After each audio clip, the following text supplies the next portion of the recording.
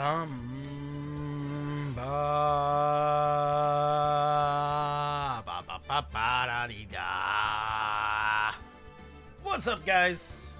How are you doing? Hello, hi, hello, hi. Today we are going to be continuing Phoenix Attorney. We are in the trial, bro. We are in the trial.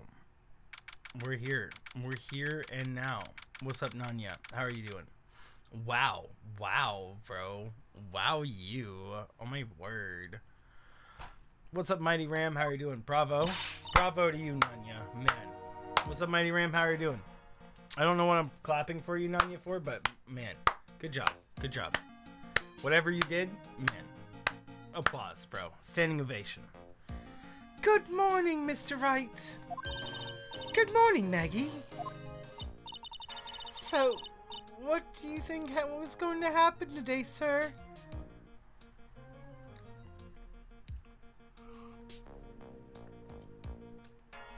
They'll hate you? Oh.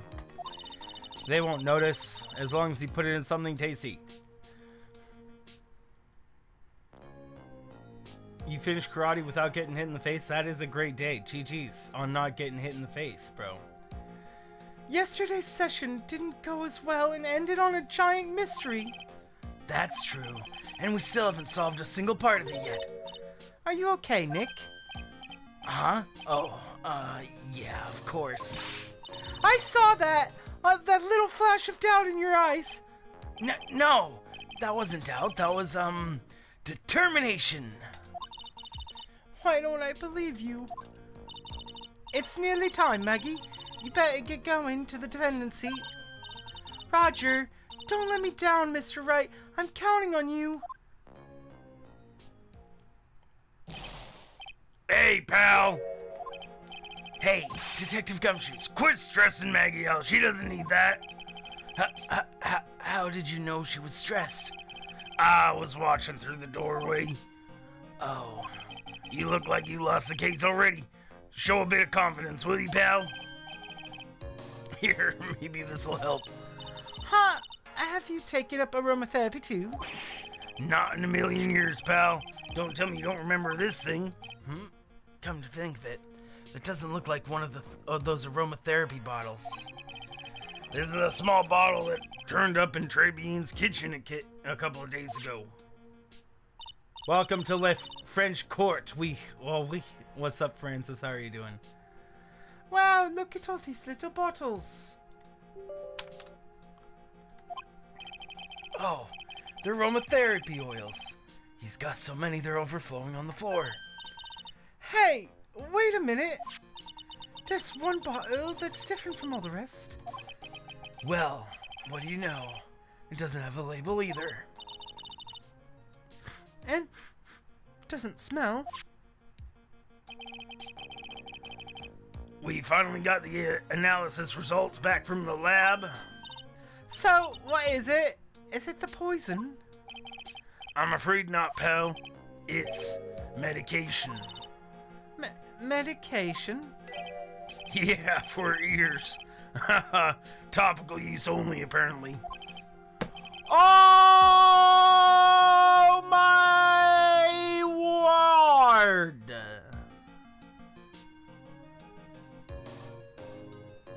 That's where the medication is. Would you imagine that? Yeah, it's medication where Glenn Elg was supposed to be using for his ruptured eardrum. What was Glenn Egg's ear medicine doing in the kitchen? What about the unidentified fingerprints? Anything on that? Someone screwed up, so they only had time to analyze the contents of the bottle. Another hour, they might something gotten on the prints, but that's gonna weaken the impact of this evidence. Okay, pal, that's it. Make sure your defense is impregnable today, got it? What's up, Doyle? How are you doing? Today's trial. I'm gonna expose that guy for what he's done. Or my name isn't Phoenix Wright. My name isn't Phoenix Wright.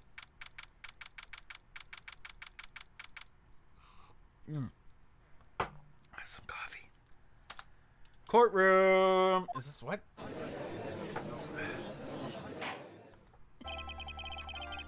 Court is now in session for the trial of Maggie Bird. The defense is ready, Your Honor. Ready and waiting, as always, Your Honor. Very good. Yesterday we heard the testimony of Victor Kudo.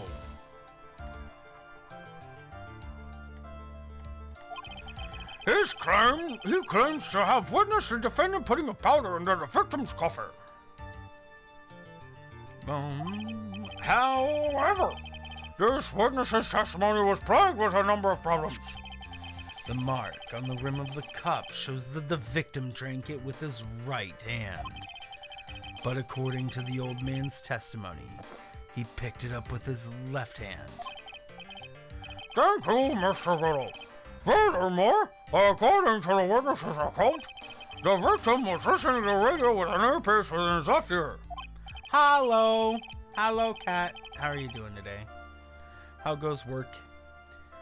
Yet the victim's left eardrum was ruptured, which made him ineffectively deaf in that ear.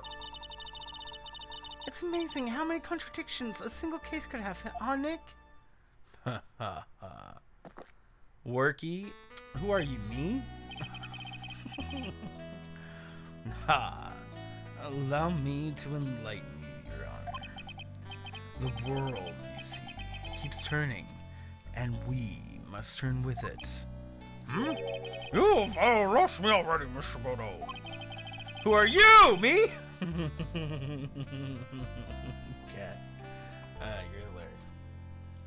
Don't let the mysteries of yesterday mystify you today.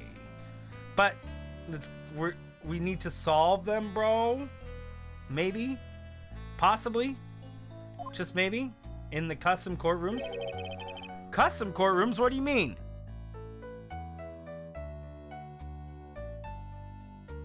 Cat, if you're taking breathers, let's take a breather.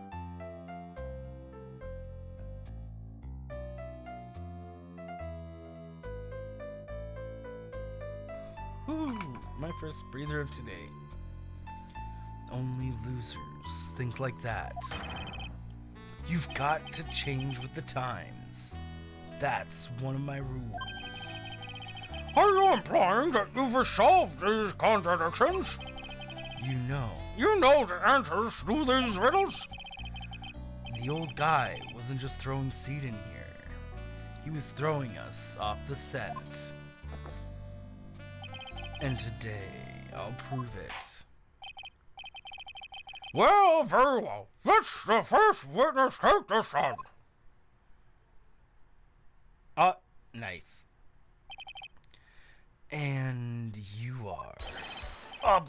bonjour, everyone. I am Jean Armstrong, as I am there. Hold on.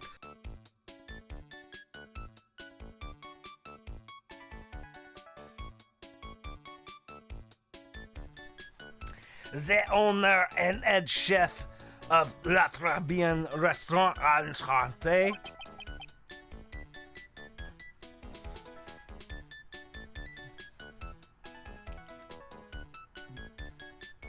I don't have a rose here. I don't even have anything red. Look how he's standing.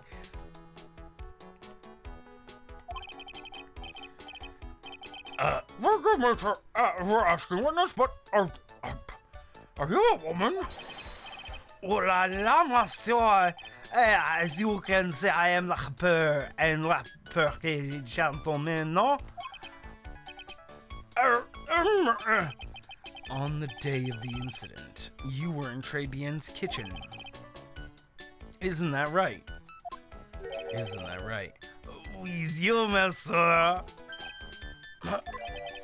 Everything feels right.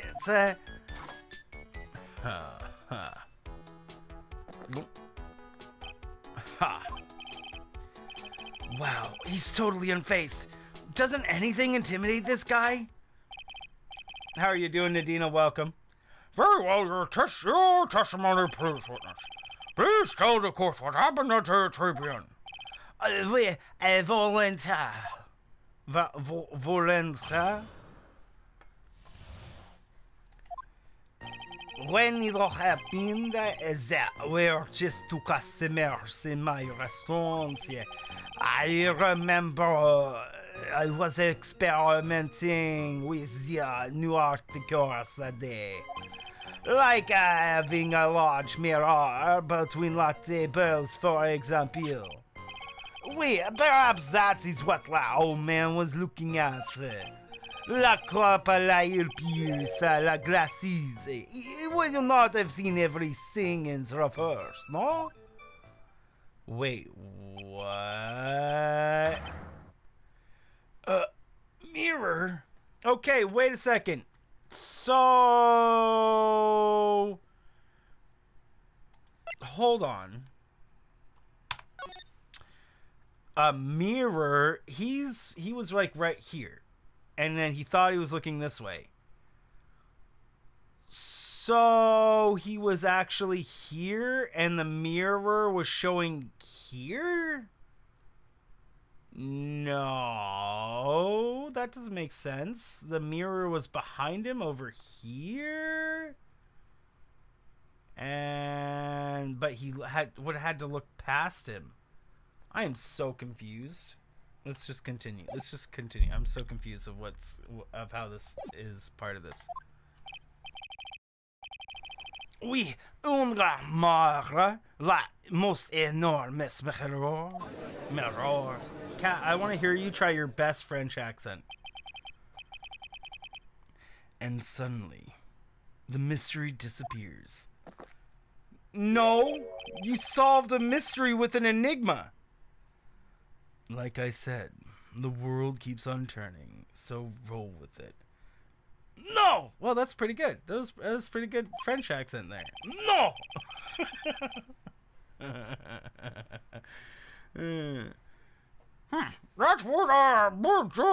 That would explain the coffee cup and the earpiece conundrum. The mirror would have everything appear back to front. Yeah, but he would have had to look past him to actually see the mirror. What the heck? It's way too early in the morning for this to be happening to me. Now then, Mr. Wright, you may begin your cross-examination. At Tribulations. When it all happens, there were just two customers in my restaurant, yeah? And who were the two customers exactly? Of course, a young man who died, and the other not so young a young man. You are referring to yesterday's witness, I presume. What was the other man Maggie says she saw at the table?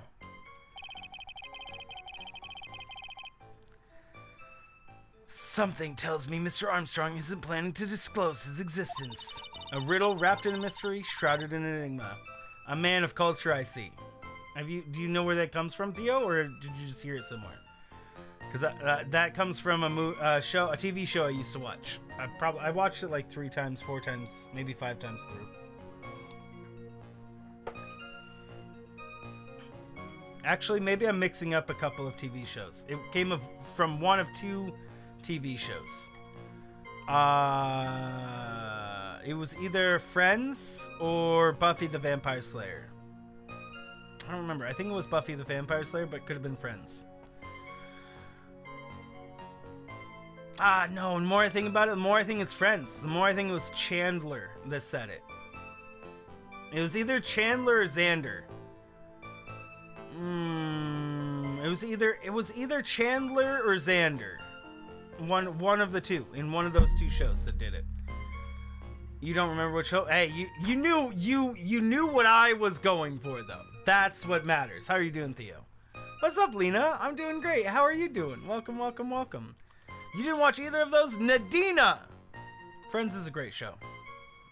I've seen Friends more, like, 10 times through. We need some hard evidence first before we can bring it up, don't we? I guess I'll just have to try a different approach for the time being. I remember I was experimenting with new articles that day. And how are you doing, Lena? If I didn't ask. Maybe I did ask. You were experimenting with Art Deco. How come I never heard about that before today?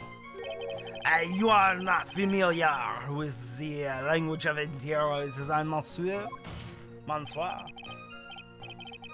Please stay on topic. Now, why didn't you tell us this to court before? But I did. Just a few moments ago. Excuse me, Mr. Armstrong. This deco you mentioned? Are you referring to some sort of decatur? No. Art Deco. It's a style of design, Your Honor. He's talking about interior design. Walls, ceilings, carpets, that kind of thing. Ah, yes, of course. That deco. I don't even know what he was talking about. What was the thing the judge was talking about? I was trying to achieve a more refinement look for my restaurant. I was planning the most bold remodeling of the whole.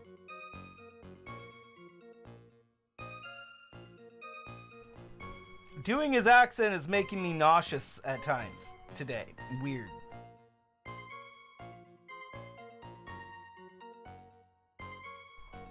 Because I guess because I'm trying to roll the back of my tongue up or something. Like having a large mirror between the tables, for example. How big of a mirror are we talking about here?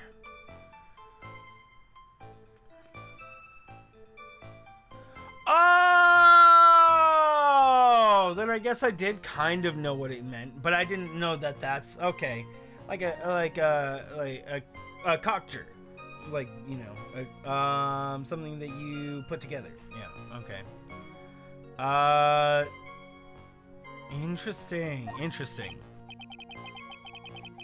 Both something about 4 meters wide, we about 2 meters high. Let's see, if 1 meter is about 1 yard, holy glass in a frame, that's huge. I was intending to install it on the ceiling eventually. The ceiling? Was there a mirror on the ceiling? I don't remember. No. But I decided to not go through with it in the end. What should I do? Should I ask him more about the mirror or not? Yeah, press harder. If you really had such a large mirror in the restaurant, someone would have noticed it. But there's nothing about a mirror in Mr. Kudo or Maggie Bird's testimonies. But you didn't ask, Wright. You have only yourself to blame for such sloppy work. What's up there, Cat7770? What is this? This is Phoenix Wright. What? A mirror was delivered to Tribulations the day before the incident. Really? As Mr. Armstrong testified, he was carrying out some design changes, and it turned out he didn't actually use the mirror in the end. This just doesn't add up. Even if a mirror was delivered to Tribulations, it doesn't prove that it was in the restaurant on the day of the crime. Aha. If you want to doubt someone, Wright, look in the mirror. What do I mean, Cat? That's who just typed something. Nanya, can you not see their comment? A person that's literally right above you. Oh, you're not asking me. You're asking. Well, Nanya, people that join the stream may sometimes join with having no knowledge of what Phoenix Wright is. So what Phoenix Wright is, it's a murdery mystery game where you're the lawyer and you have to solve each case. It's probably the simplest way to put this game there, Cat 777. Yeah. Cat 77770. We get a lot of people who have never seen these games before because they subscribe to the channel for something that's completely different, Anya. So it's completely understandable if people don't come in and they don't know what we're playing, but it's fine. Hey, they get experience in a new game. That's what's fun about it. I'm sure the person looking back at you will be dubious enough. So the witness yesterday had seen the victim reflected in a mirror. Yeah. Perhaps that is what the old man was looking at. Normally, I'd expect people to know the difference between a reflection of real objects. Normally. How does normality come into this? Yeah, let's be real. How does normality come into this anywhere? That's lame, Wright, even for you. We could assume that the old man very well might not have noticed that there was a large mirror in front of him because he was too busy staring at the waitress's outfit. Huh? Are you trying to say that something isn't normal? That if something isn't normal, it isn't possible? Is that it? Where does that leave the porky-headed lawyer and the top-knot chick over there and the ungodly cool guy with the mask over here? Well, Trite, the ungodly cool guy. I do not have a top-knot. Mr. Godot is correct. A lack of normality is no basis for discounting an argument. This game is not normal, no. Beyond logic as ones like that.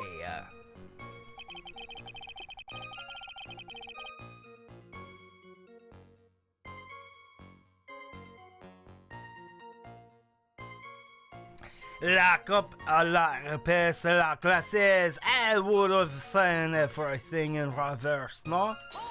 First playthrough indeed. What's up, Ash? How are you doing? Everything? He would have seen everything in reverse. Anyway. Hey, Nick! We should take our second and think of what old Sadie said in his testimony. How did he phrase it again? The boy was wearing a earpiece on the same side of the green lines of his back, sir. No question. You can lock me up if I'm wrong. It was his left ear, without a doubt. And then we use the same cup to pick up his hand. And his cup is left-hander. If he saw everything he described reflected in a mirror, then everything he said he saw on the left was actually the right. Right, huh?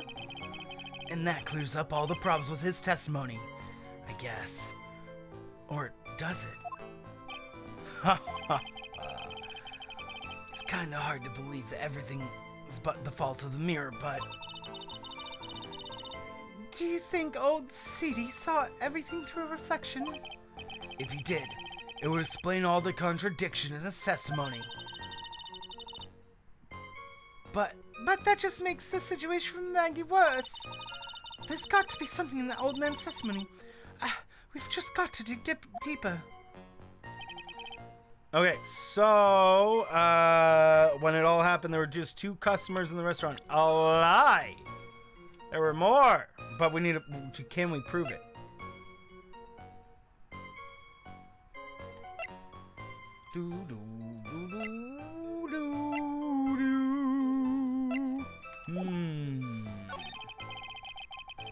Bippity boppity see, bro. Experimenting with new art decor that day. Like having a large mirror between the tables, for example. Okay, maybe we present the floor plans here. That was not it. It does contradict the evidence. It does. I would like to submit an appeal that is indeed contradictory of the evidence because there are no mirrors on that map. Bro, that's supposed to be the map, the layout of the place as it was the day of the crime. And it does not have any mirrors marked on it. So, therefore, it is a contradiction. I mean, kind of a loose one for this situation, but still a contradiction. I mean, it's still a contradiction. It may be a loose contradiction, but it's still a contradiction.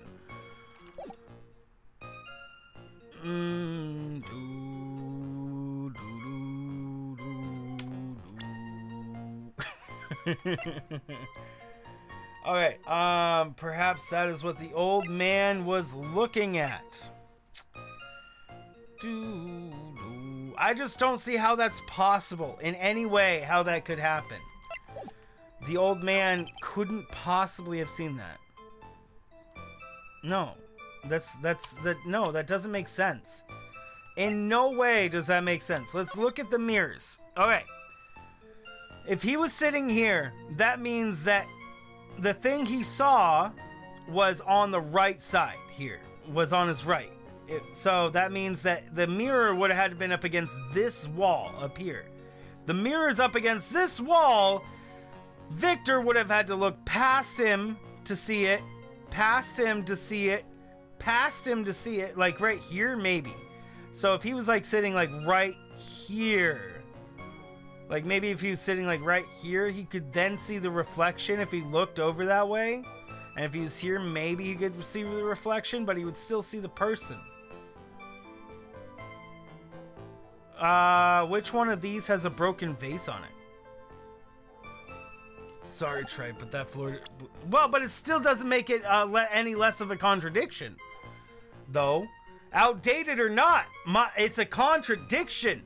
It is a contradiction. That's my point. That's what I need to be doing here. Is pointing out a contradiction. It didn't say that it didn't talk about being out of date or whatnot. I guess it just says, I guess it does just say blueprints of the crime scene, but it doesn't say taken the day of, you know? Yeah. The outdated autopsy report. Oh, right.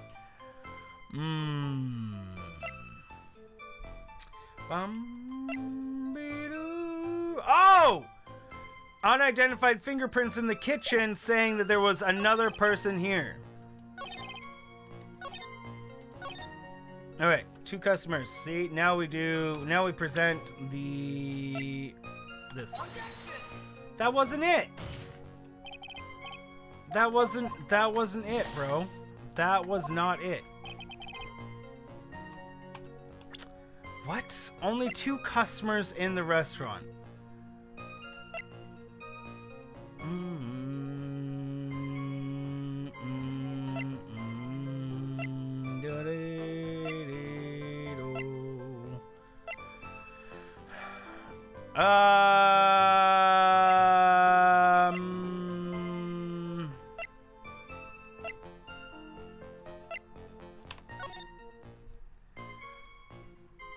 There are no mirrors. Wait, no, look, there's no mirror right here.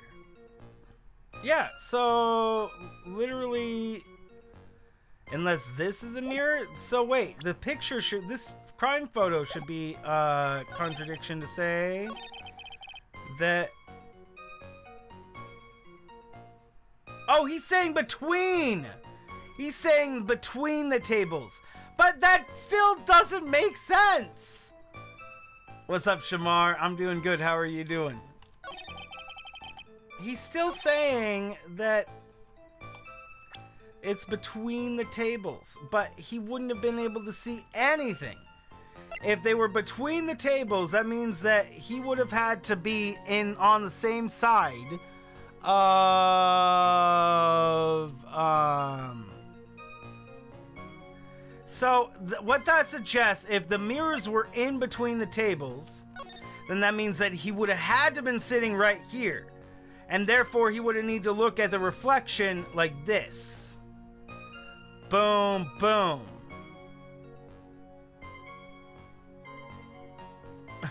Shamar. But that vase isn't broken. Like, I have all this contradictions here, but I can't bring any single one of them out because they all want me to use some other one as a contradiction. But, like, what? This is a contradiction. We can see that if there were mirrors in the center, he had to be sitting here. If he was sitting here and he broke a vase, based on this evidence, Victor said he broke the vase at his seat. He's sorry. So, we then look over to here, and we see at the crime photo that this vase is indeed not broken. Therefore, Victor was not sitting here. Therefore, he couldn't have seen this guy because he wasn't sitting in a place to see him ever. If there were mirrors there, he would not have been able to see him at all. So the whole question becomes, what am I supposed to do to contradict this when I have so much things that contradict what's going on here? Bro, I have like so many things that contradict this. What? I have like 5 different things that contradict this.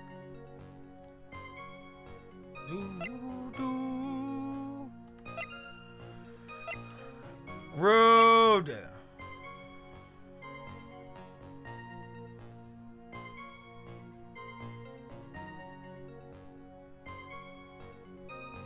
Completely misses the devs? Yeah. They want me to use a very specific contradiction in a very specific way here.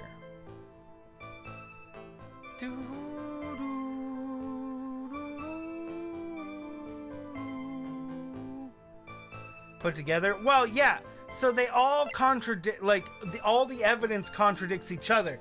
But they want me to choose one specific piece of evidence that contradicts something very specific that in what he's saying right here. And they don't want me to prove all the other stuff wrong. They want me to save that for the big reveal later, probably. And be like, and all this, and this. And we'll be like, well, we already knew that. We deduced that from the evidence.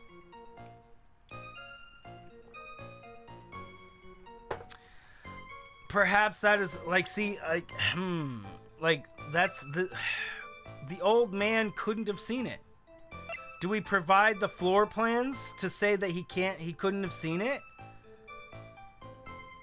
The badge, I was thinking about the badge, but we're already 2 down. I should save, actually, because I have a feeling I'm going to get a lot of these wrong. It's just going to be wrong. And then I'll eventually get it right, and it won't make any sense at all to me. And it'll only make sense in hindsight bias. With hindsight bias. It'll, like, make perfect sense when you already know what's supposed to happen. But before you know what's supposed to happen, it won't make any sense at all. That's what we call hindsight bias. That wasn't it. He couldn't have seen him. That's a contradiction. He couldn't have seen him. He couldn't have seen him at all. So this is showing this is a contradiction, I would think, you know?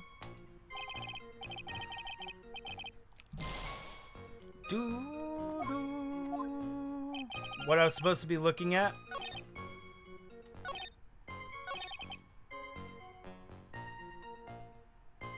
I don't remember.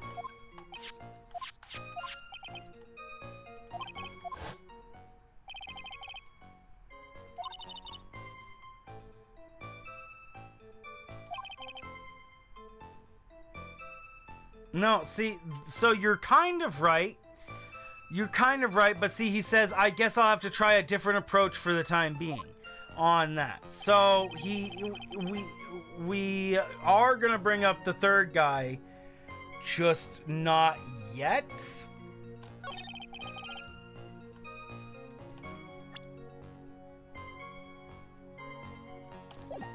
Second or third press?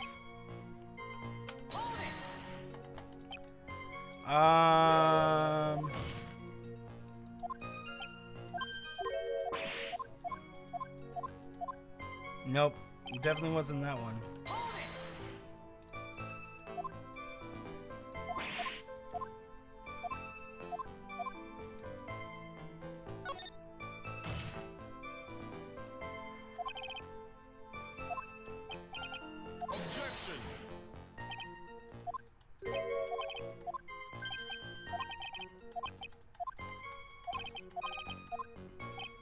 Oh, wait, there we go.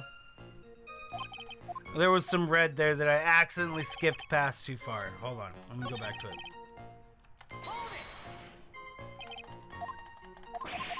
Hold on, let me go to what he said right over there. Something in red. What was that thing in red? I skipped right through that.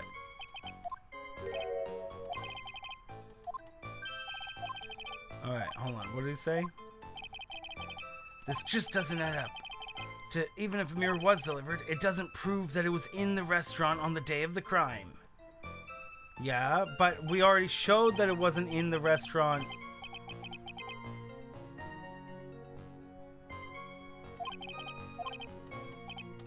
So, what?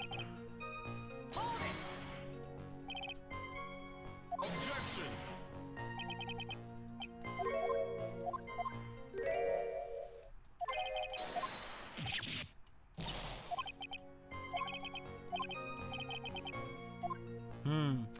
Alright.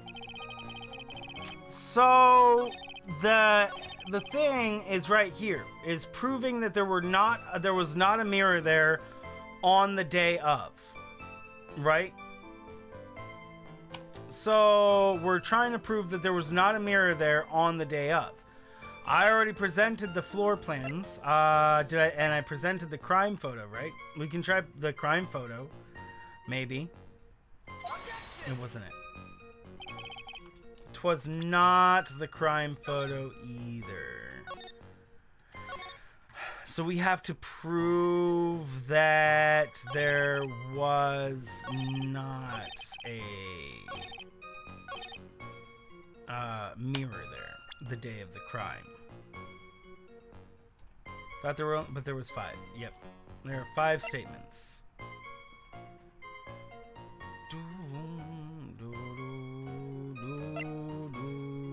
How do we prove that there was not a mirror in there?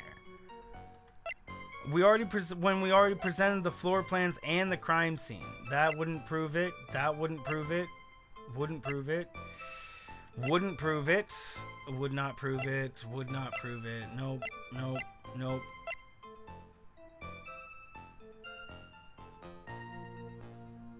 No.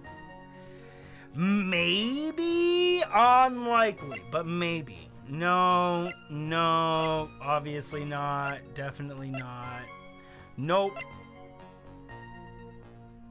Maybe in a strange way. No. No.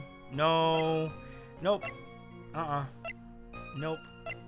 Yeah, so it's the one that starts with La Cup.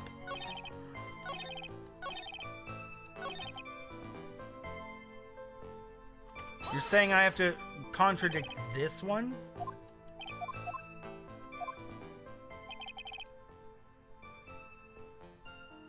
The boy was wearing an earpiece on the same side of his green lead.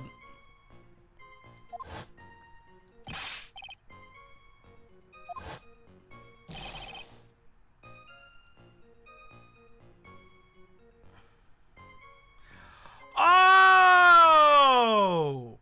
Oh! We used the cup! Oh!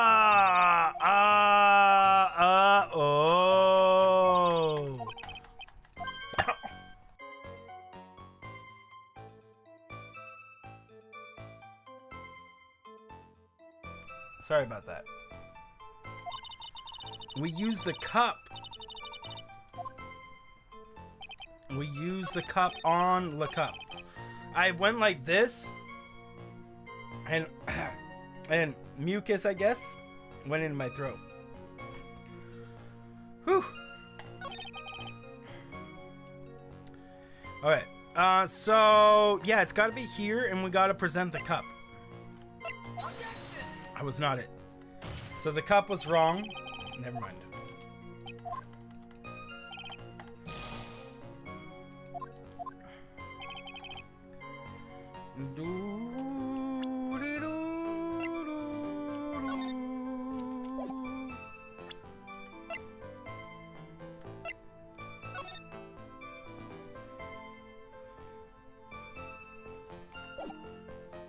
This one?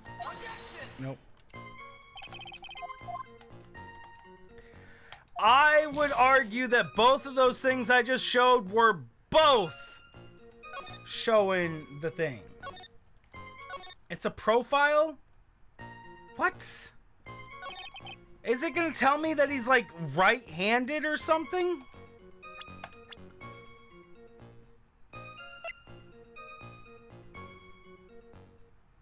Left eardrum was ruptured. So we're not taking his thing as truth then, is what we're saying.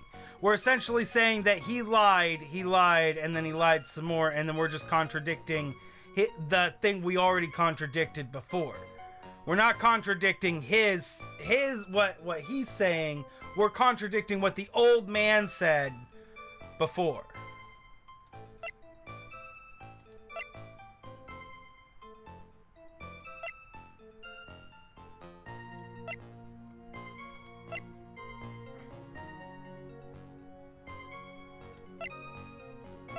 I don't think I got a big brain here. I think I'm missing missing something. I'll try it. That makes no sense.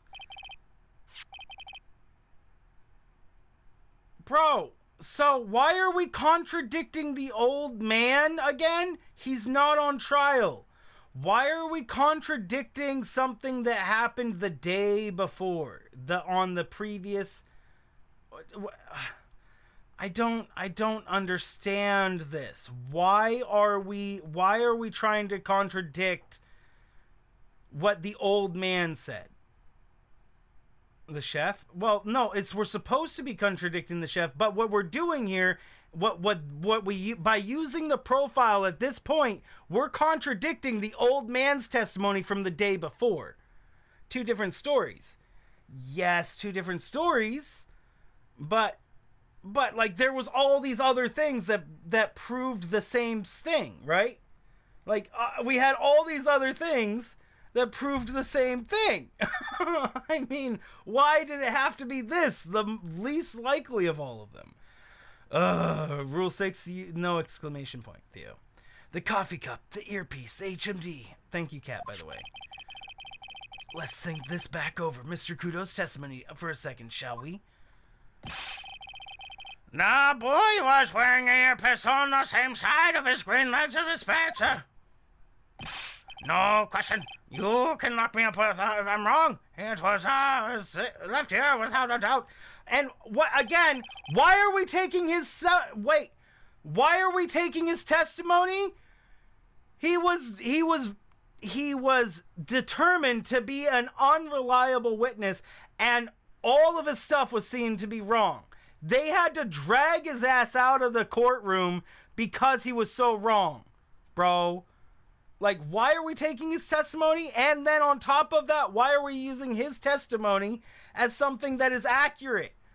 We can't use his testimony as something inaccurate even now because he was so wrong before. Like, you can't just like, bro. Oh my word. This was very sloppily put together by the devs. This bit right here that we're going through right now, very sloppily put together. I get it, though. They're having a hard time dealing with all these different competing factors in this case because there's a lot more things on there. You know. HMD was on his left ear in his profile. Well, it was on top of his left ear. And then he said that the case closed. Cat. Exactly.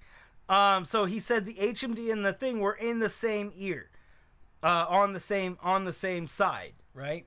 So he's either he's lying and we don't take that as evidence or contradictions or whatever, or he's telling the truth and it still doesn't matter.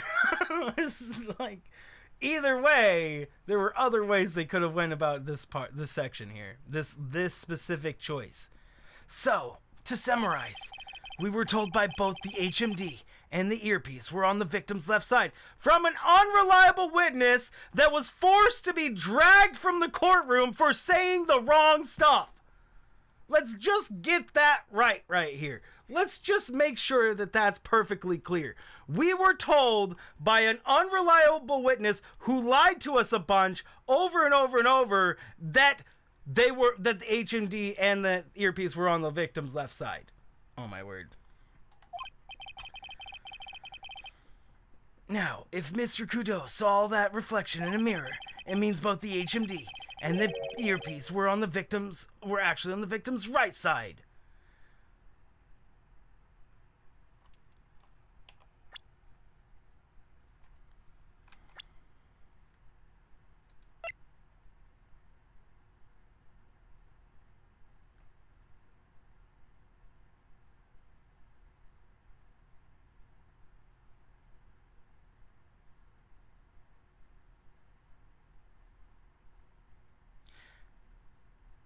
you couldn't wear this upside down. If these are all designed for the left ear, these are all, they're not going to make a right side and a left side, are they? They're going to make one side. And it's the same side that the other people are doing. They would have to make a whole other machine to make it fit on the right side. They would have to be completely, oh my word, mirrored image. Yeah. Mirrored.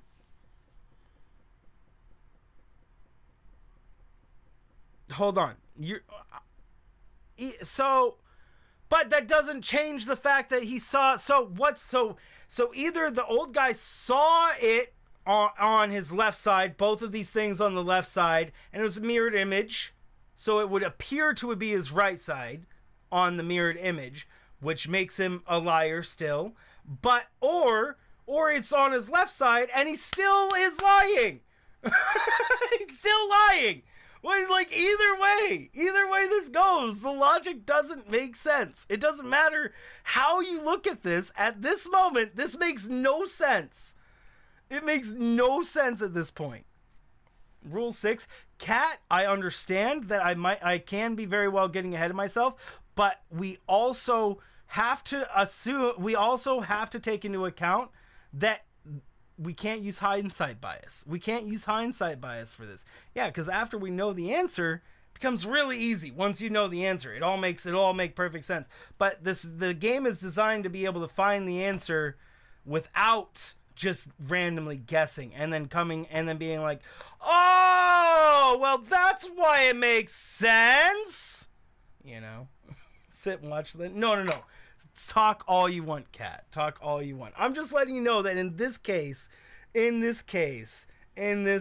where it's either the old man who is lying to us is already a liar and we can't take his testimony, or he is incompetent, we can't take his testimony, and then we have to use his testimony as evidence that the chef is wrong. It doesn't make any sense at this point. How can we use the testimony of somebody that was lying and that was forced off the thing because they couldn't keep their testimony straight? Makes sense. Explaining it doesn't make sense. It makes perfect sense given he's against us.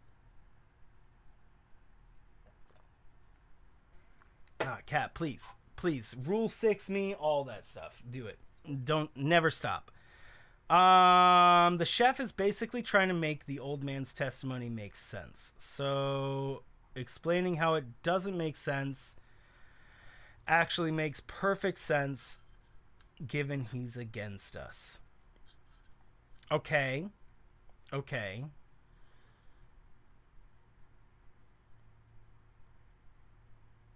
I could see that. I could see more on that side, Theo. I could see more on that.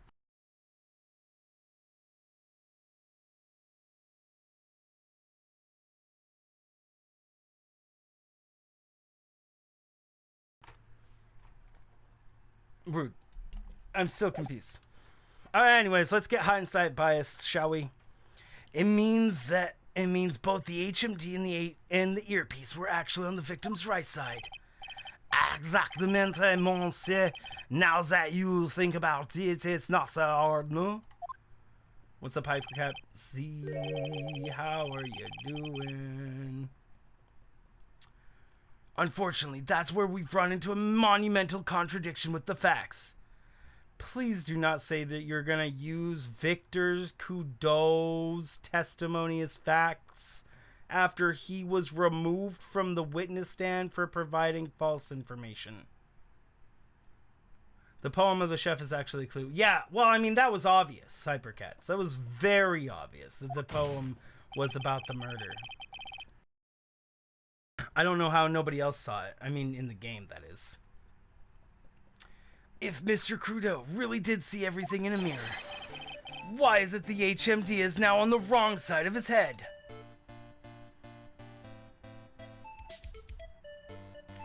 I still don't understand why we are accepting the testimony of somebody who was dragged out of the courtroom for being an unreliable witness.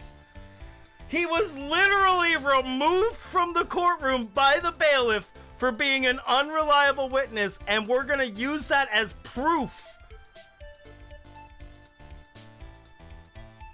What? We can't use the testimony of a liar as proof. How do you know he's not lying again? You just assume that time he's telling the truth. Oh my word. Hindsight bias is not going to save this. It's not going to save that, I don't think. We can't. We're using a profiles picture as proof. The profile picture? No! He just said that he just talked about Victor Kudo's testimony, Theo. He just said Victor Kudo's testimony. Like, he literally just said Victor Kudo's testimony. He just used it as proof. I'm sorry, guys. I know you don't want me to talk about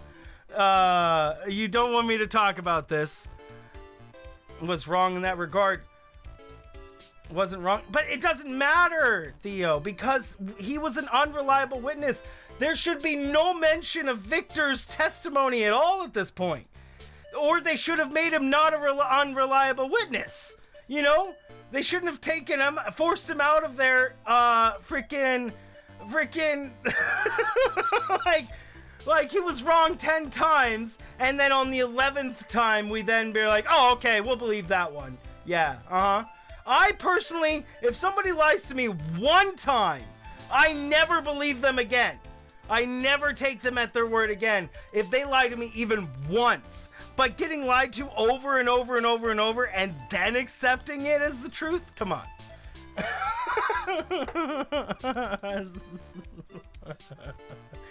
No, they should have either just not had Victor Kudo get pulled out of the thing with a bailiff, and then everybody should have just believed him at the end. Everybody should have just believed Victor Kudo at the end of his testimony, being like, okay, Victor, okay, we all believe you now. Yes, okay, you can go, the court is adjourned for today, bro. You know, that's what they should have ended Victor Kudo with. They shouldn't have had our last seeing of Victor Kudo being pulled out by the bailiff by lying on the witness stand over and over and over. Like, I'm not crazy here, right? This is basic logic, right? Like, you guys don't trust somebody that's lied to you 10 times over, right? You guys don't?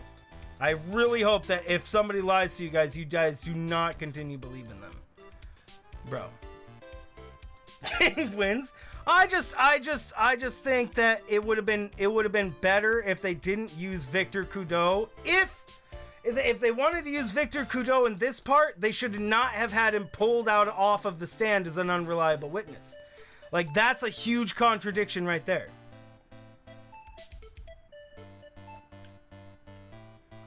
That alone is a huge contradiction. If he is such an unreliable witness that he needs to be forcibly removed from the stand because he's that unreliable a witness, he shouldn't also be able to be used as his testimony as evidence. It's just, you shouldn't, because you have no idea if he's telling the truth or not.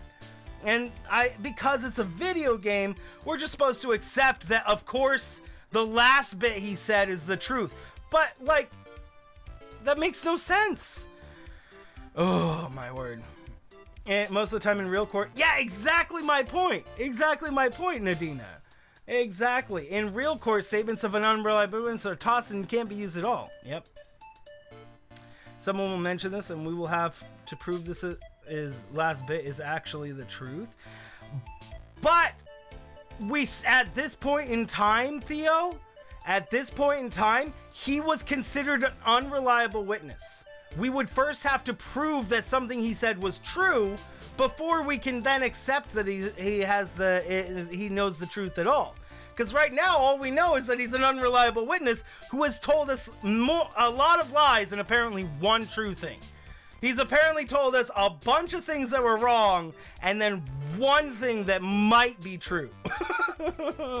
like he told us like everything wrong was pulled off the stand, and then the last statement might have been true, bro. Maybe. We're gonna find out that in hindsight it is true. But you have to but we have to go, like, it doesn't, again, like, guys, if we're thinking about this, it doesn't make sense. I think everybody probably can agree with me that it doesn't make sense at this point in time that if somebody was pulled from the stand, that we then accept what they said as being correct, or even use it as evidence. Ugh, man, it doesn't make any sense at all. I understand it's a game and we have to just deal with game logic, but dang it, bro.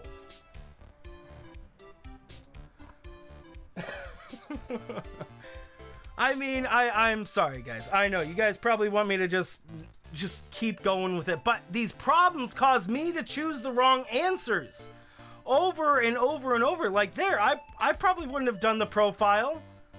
How does the profile doesn't make any sense to me? If Kat didn't tell me to go look at profiles, then I mean there was literally only one profile that made any sense to submit at all, and that was Glenn Elk's. But in no way does Glenn Elk's profile contradict what the old. Well, okay, I guess it does kind of. Ah, man. I'll just shut up and continue. Just shut up and continue. Thank you, Kat, by the way, for getting me on the right track. Whew. I'm gonna take a breather for Kat.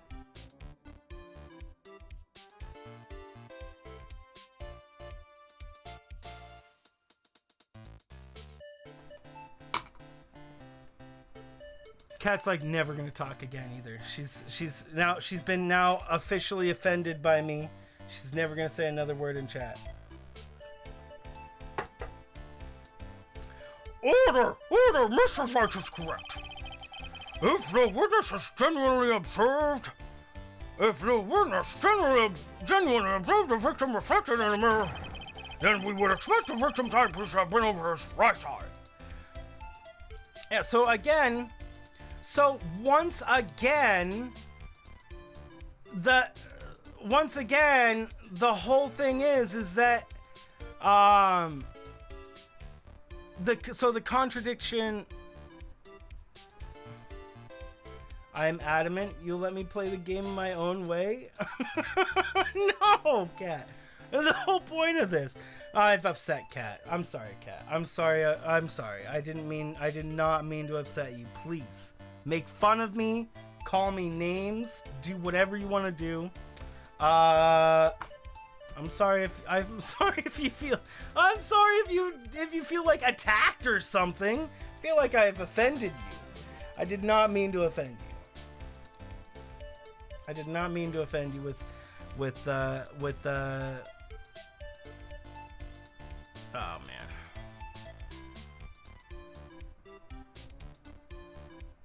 Throws me a badge.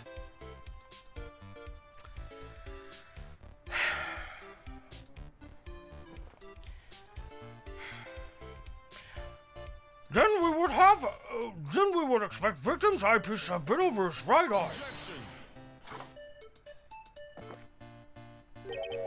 How bitter.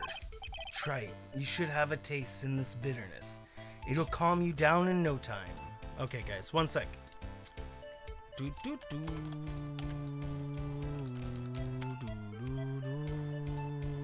Give me a second. Bum bum bum. Bum bum bum bum bum bum bum bum bum bum dee dee do.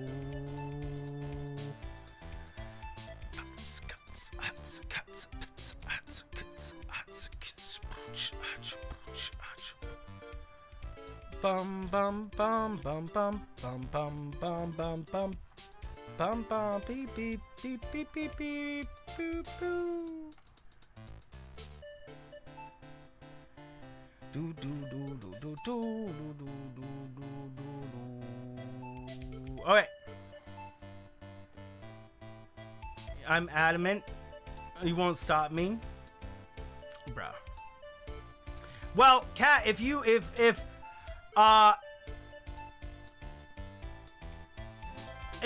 I am proved wrong in any way, I am more than happy to take it. In fact, I'm looking to be proved wrong, honestly.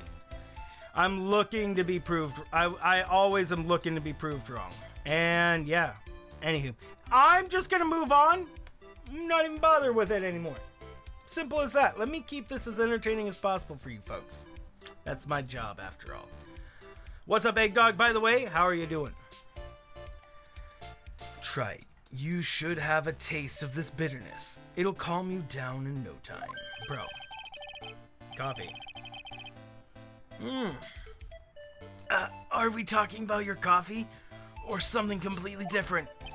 Ha ha ha. You don't understand the way the witness thinks. How he thinks? You remember this, I presume. Hey, what's up, Brandy? Guys, can we get a hashtag happy birthday, Brandy, in the chat? Brandy, happy birthday. Happy birthday. I hope your birthday goes all the well, Brandy. I'm going to do hashtag happy birthday. Brandy, Brandy. Oh, I almost did Barndy. Brandy, happy birthday. Happy birthday. Happy birthday, Brandy. I hope your day goes well and that it is all the fun for you. How are you doing?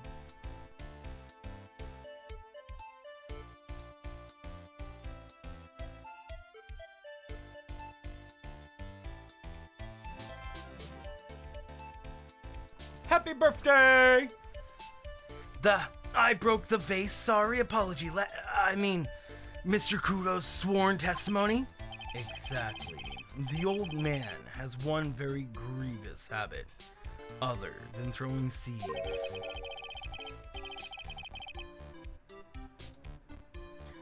The more of an impression something makes, the more muddled his mind makes it.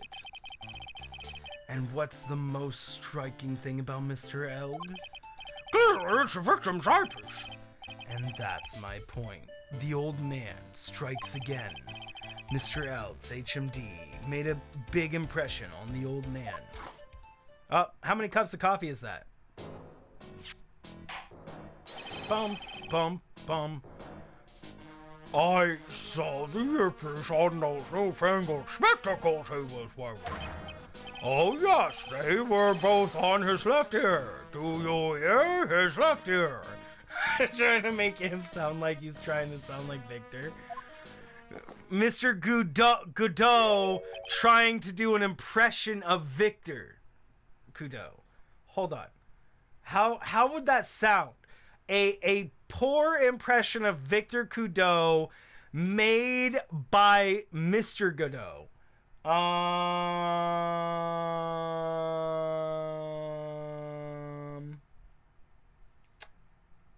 don't know. That's hard. Mr. Godot doing a Victor Kudo. Man, that's hard. How would that sound? Almost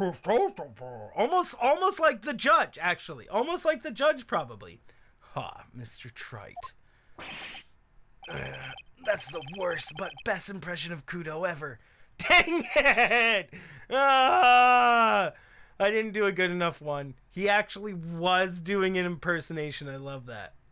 Prove wrong without spoiling, so sometimes best to let me find out how things are. Well, thank you, Kat. Thank you for help. Thank you. That's the worst but best impression of Kudo ever. I really want to know how that would sound now. If he's doing a... Don't do that. I can't do it. It's so hard. I think in that scenario, Godot doing a impression of Kudo would sound probably sort of like almost like a Japanese American judge, like how the judge sounds, but a little bit more Japanese American.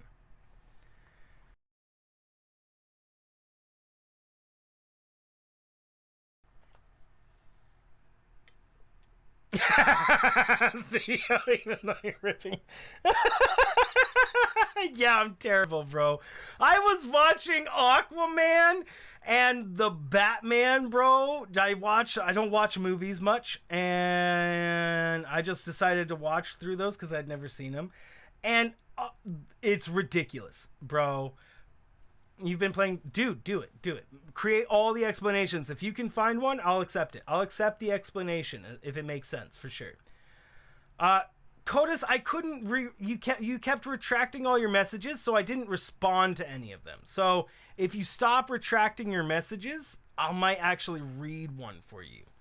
You know?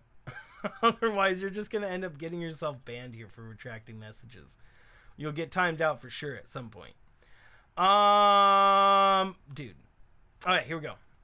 So really quick though, I want to mention both Aquaman and the Batman have it hurts my head. It hurts my head in my brain sickles. It hurts my head because how they do it. Like in Aquaman, the beginning scene is a man finding this apparent Atlantean goddess on the ocean. How just on the shore somewhere, and they had a kid, and that kid was Aquaman, and this was done in like 2 minutes of the freaking movie, and I'm all like, what? How did any of this happen? like just that alone, it's not a comedy. So when you're doing a comedy movie, you can just skip all the filler stuff and just jump straight into the informational bits, right? But when you're doing a serious thing, you need to focus on the story, on the backstory, on foreshadowing, on all this other stuff. It was supposed to be a brief backstory, and it just hurts the movie so much, Nadina. If it was a comedy, it would probably be okay to do that. But in a serious story, yeah, for somebody who has no idea of who Aquaman is or what Atlantis is, or okay, I know what Atlantis is, but you know, like I'd never seen it. I'd never seen an Aquaman. I never read an Aquaman thing. And then Batman was kind of the Batman with Robert Pattinson. Now, don't get me wrong. Aquaman, Jason Momoa, and Robert Pattinson were good as Batman and Aquaman, respectively. I feel like their acting was really good. Robert Pattinson has literally the perfect face and body style and voice for Batman. Okay, in the Batman costume. I feel like his face doesn't quite fit as just like the billionaire, but he definitely fits the jawline of Batman perfectly. Like, probably better than any other Batman does. Bro, honestly. Anywho, sorry, I digress. Let's take a breather and then continue.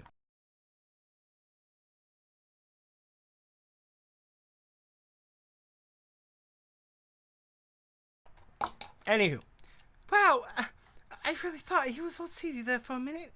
Cadeau's good. So he was doing a very good one.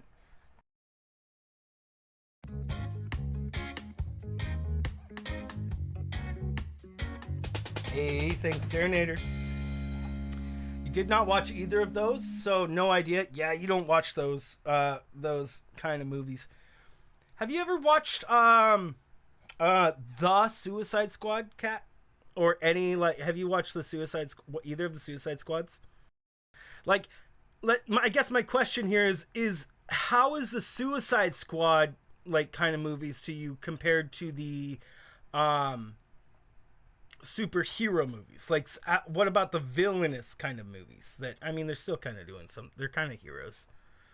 They're villains that are doing, I wouldn't say, they're still killing people.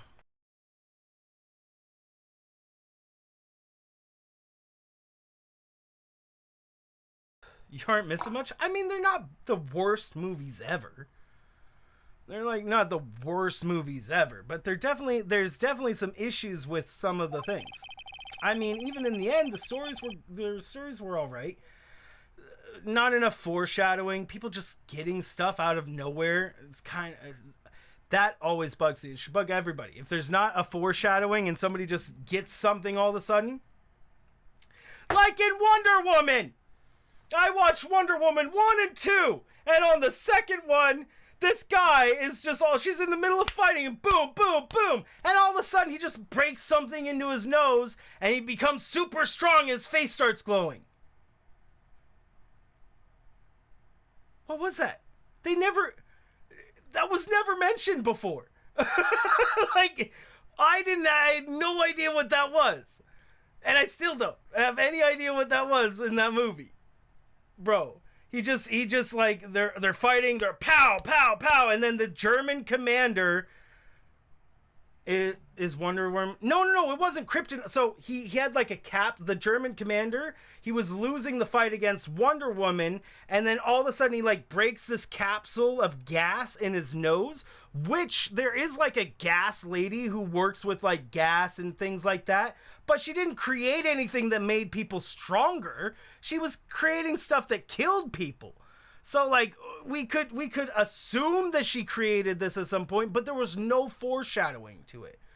During the whole movie, unless I missed a scene, there was no foreshadowing to this capsule of power. He just broke it in his nose, and he all of a sudden grew super strong, and then he could start fighting Wonder Woman all of a sudden.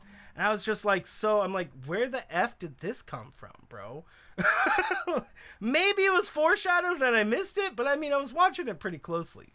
I was watching the movie. The Wonder Womans were good. I actually liked the Wonder Womans, but that was a huge plot hole that I was like, either maybe I missed it, but bro, the Wonder Woman's movies were pretty good though. I liked them.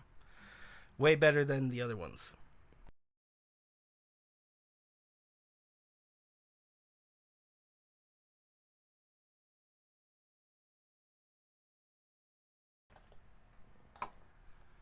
Wonder Woman is an Amazon. Yes, she's an Amazon, and you know, if you haven't seen it and you might see it someday, I won't say anything more on that. Just, she's an Amazon.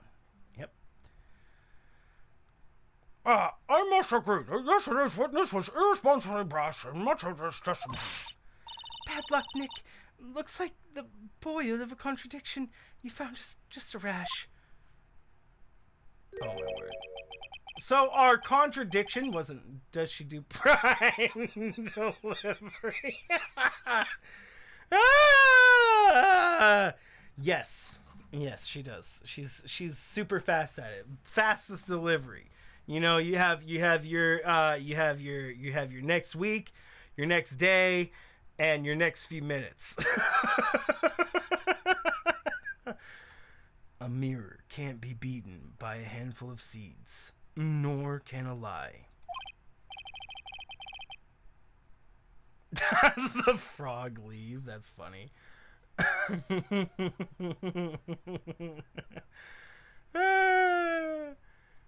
So, what exactly was the old man looking at?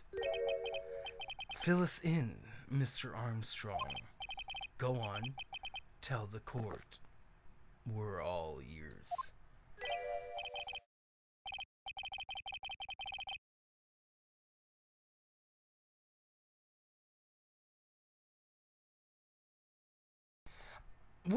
I can explain, please, if I will look at the plans of the restaurant.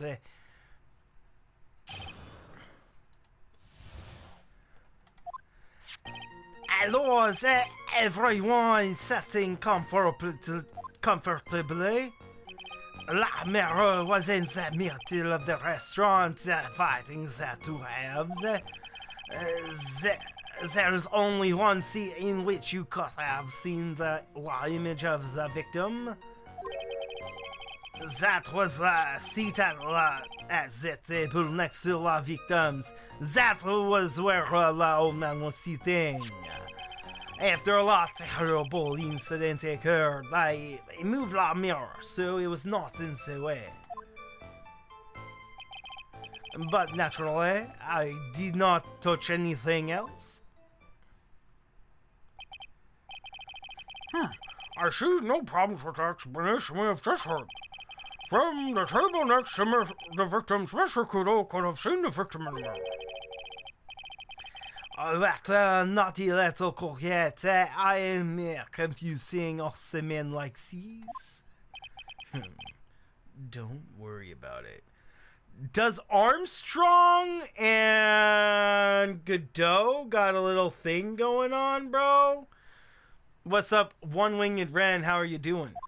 Hey, more power to you, Godot. We can keep up, except for the guy breaking out in a cold sweat over there again. I hate that guy. You said you didn't touch anything from apart from the mirror. Are you quite sure about it? I don't want to, of course. Very well, Mr. Wright, your cross-examination is replaced. The mirror. La mirror. It was in the middle of the restaurant. The violence to house. So, run this by me again. The mirror was here, correct? And we, really? Because I know if I were you, I wouldn't put a mirror there. It would be in the way. Look who's talking, Trite. Huh? You're obstructing my view, among other things. What happened to his cup of coffee?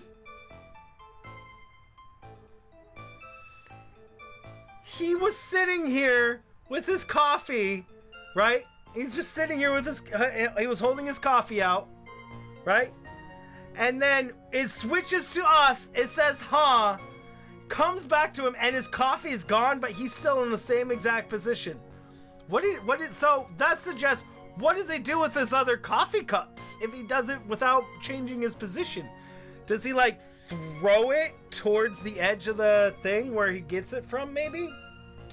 Ah, maybe that's what happened. So he throws the cup, he slides the cup down, it's getting refilled, right?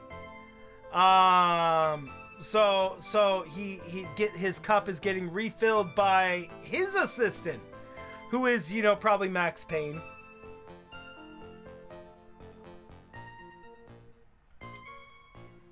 Yes, Mr. Gilno.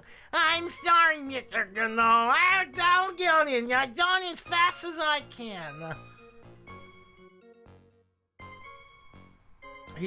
Well, that's what I was thinking, Nanya. I was thinking, yeah, they're slid to him. So I was thinking how he got rid of it so quick without moving is he just like, he just like flung his hand like this and he like threw the cup down the way. We're learning about Godot, guys. Smooth criminal, that guy. But this is my seat in the courtroom. Trabian's charm is that it gives you the impression you're the only customer. Temporarily placing a mirror in that spot would hardly be in the way. I mean, I don't think that they really needed to put a mirror in there to feel like they're one of the only customers. Let's be real. I'm pretty sure the customers feel pretty lonely without the mirror. One way or the other. Temporarily placing a mirror in that spot would hardly be in the way. Unlike you, Trite. I tell you, monsieur, la mirror was there in the middle of the restaurant. There is only one seat from which you could have seen him from an image of la victime. Alright, boom, push.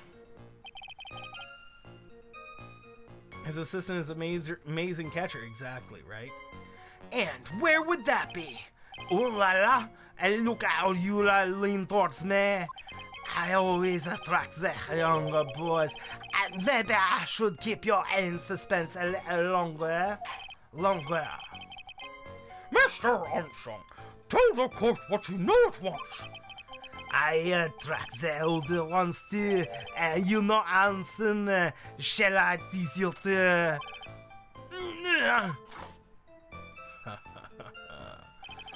I'm already seeing a very hot someone. So I'm afraid you'll be waiting for a long time. So he's gay. So Godot is gay. We have now confirmed that Godot is actually a gay fellow. I mean, more power to him.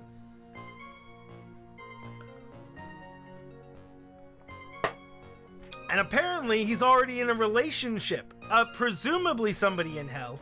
Because that's where he said he came from for this case. So... oh man, we're learning so much. We're learning so much about this fellow. I bet she has mocha cream skin and cappuccino perfume. He just suggested that he would date a man who would prefer to be seen as a woman. But, I mean, like, you can't just, like, that's not just something that you can just, like, if you're gonna be in a relationship with somebody, you can let a man, somebody who is biologically male, want to be a woman all they want. I mean, why not? Just let them be who they want to be.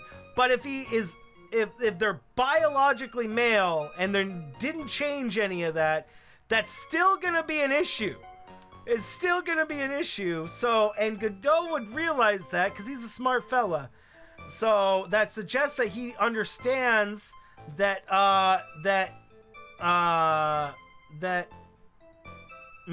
Jean Armstrong would like to be expressed as a woman, right? I guess we could be wrong here. His girlfriend, meaning maybe he's just pansexual. Maybe he's just pansexual. Right? Right, Cat? Maybe he just likes to have sex with pants.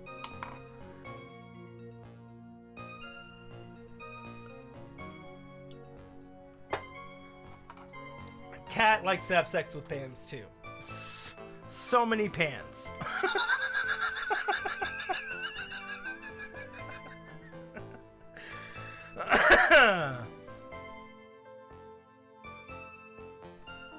Of course.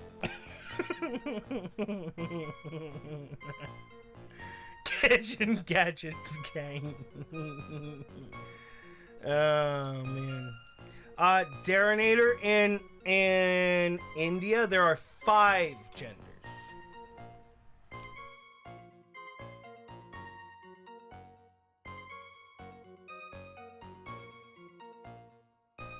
In America, yeah. I don't know. There could be any number of people. I just say let people be what they want to be. If it's not harming you, why do you care? Right? Why? Right? Well, Nanya, you're not thinking about cultural things. So, in India, there are men who become women by removing parts of their body. I'm not going to go into detail. And they become a new gender in themselves because they can't reproduce anymore. And yeah, don't ask me. It's a cultural thing. I wouldn't understand it. I'm not from India. So, you know, you'd have to understand there are other cultures that see things in other ways, right? And we're just one of those cultures. We're just one of those cultures. A different culture than any other culture.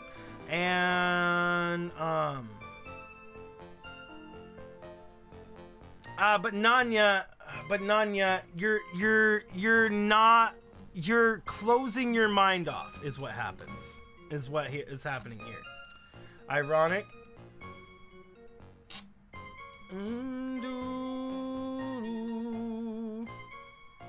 Well, I mean, it's a more complicated issue, Nadina. Yeah, it's indeed a far more complicated issue than people would like to put like a thing on it.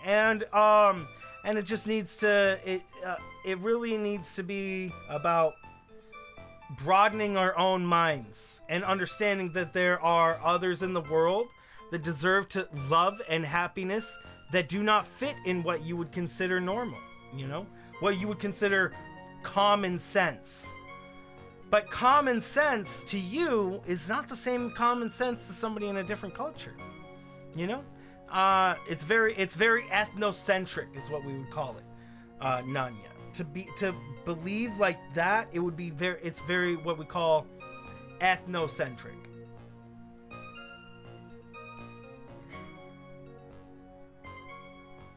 Nanya, Nanya, when you're here, you're interacting with people of all walks of the world, bro.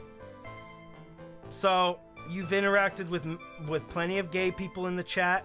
You've interacted with plenty of non-binary people in the chat, and you didn't even notice. What, Nanya? If that whatever that should tell you is that you really shouldn't. You never even noticed. You never even knew it was a thing. Like,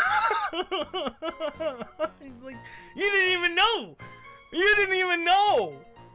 Oh. No, I'm saying Nanya, you should change your perspective on how you see, how you see things. Don't let your regional what people around you where you live tell you how you should feel about everything, right? Because I understand that I can tell by what you're saying and how you're saying it that you live in an area that is very closed off from the world, that doesn't like to hear things that upset them, and they just like kind of plug their ears and go la la la la la la la, I'm not hearing you. So that's not really the way to deal with real life situations. That's essentially what the people in your area are likely doing, because it's pretty common in America, especially right now, in rural areas. So what you should do is you should just try to think about other people. That's really all I suggest, is think about other people and understand that other people matter. Everybody matters. Everybody matters. You matter. They matter. We matter. Everybody matters. Everybody deserves to be happy, to be free.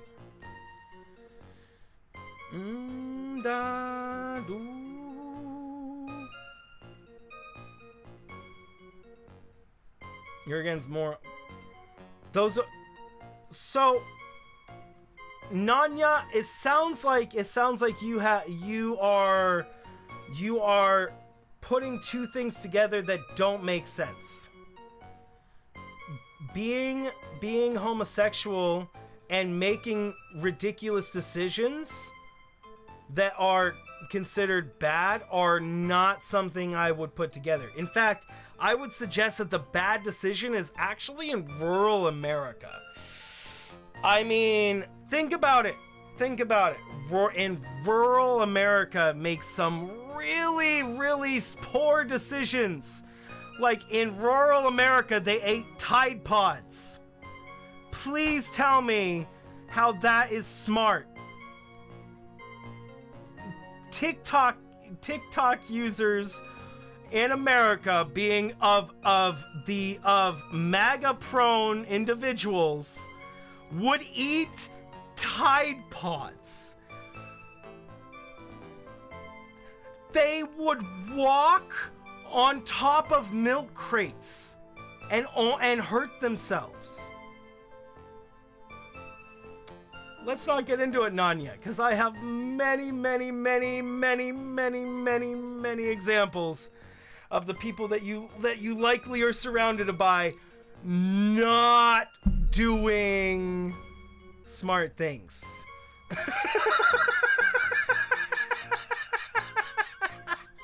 What's up, Asphalt? How are you doing?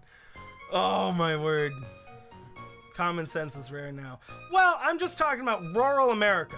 Rural Americans who follow only one set of news and only believe in a certain set of things that only they want to believe in, and they want to stay in their little bubble. Unfortunately, I can tell that Nanya lives in one of these areas. And Nanya, the fact that you're here in this and able to talk with me already tells me that you're willing to rise above that. Yeah, you're in the country. Oh, I could tell. Oh yeah, I could tell. How you talk, Nanya, you're definitely somebody who is living in rural America for sure. I had no doubt in my mind.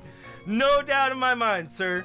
which is fine. It's fine. You're more than welcome here, but you're gonna be around people who live in cities. You're in here is a lot of people who live in places where gay is okay, where people have different thoughts and ideas, and that's all right. You know, it's all okay. But you still have 2 cities close. Well, Nadina, you probably frequent the city a lot, or have frequented the city, or spent a lot of time online. And again, that's fine. Anywho, let me get back to the game. Nanya, bro, I'm still happy you're here. Thanks for joining us, man. You don't travel much, they don't get many yeah, exactly. Yeah, rural towns, they lock themselves away from more points of view. That's why almost all cities in the world, or in America at least, are considered leftist, is because it's people living in proximity to other people, right? And the closer people live together, and the more they have to communicate and work together, the more they favor left or democratic viewpoints, right? So, and then the more that they're separated, the more they're alone, the more they only have to think about themselves, the more they favor Republican viewpoints. We're not going to get into politics here, though, at all. It's just how it works out. It's just the facts. That's all. Let's take a breather and continue, guys.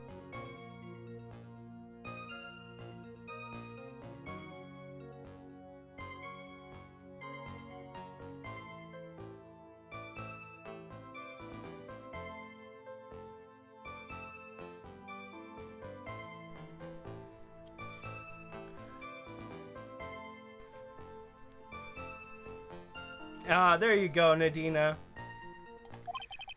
Bien, I will tell you there is only one set from which you could have seen. That was la set at that table next to la victims. That was where la woman was sitting. No worries, Nanya. So, why can you only see the victim from that particular seat? Monsieur, is it obvious? No, if you look at la plans, you will understand.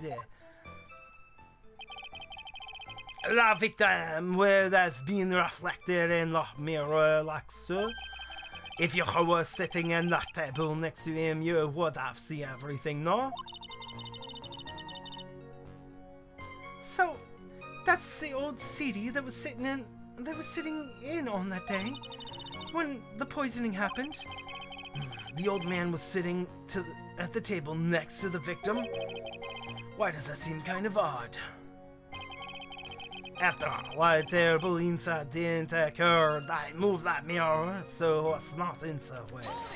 Thanks. Oh, thanks for the likes. Thank you, bot, for reminding me, actually. We got 11 likes on the stream. Thank you so much for those likes, guys.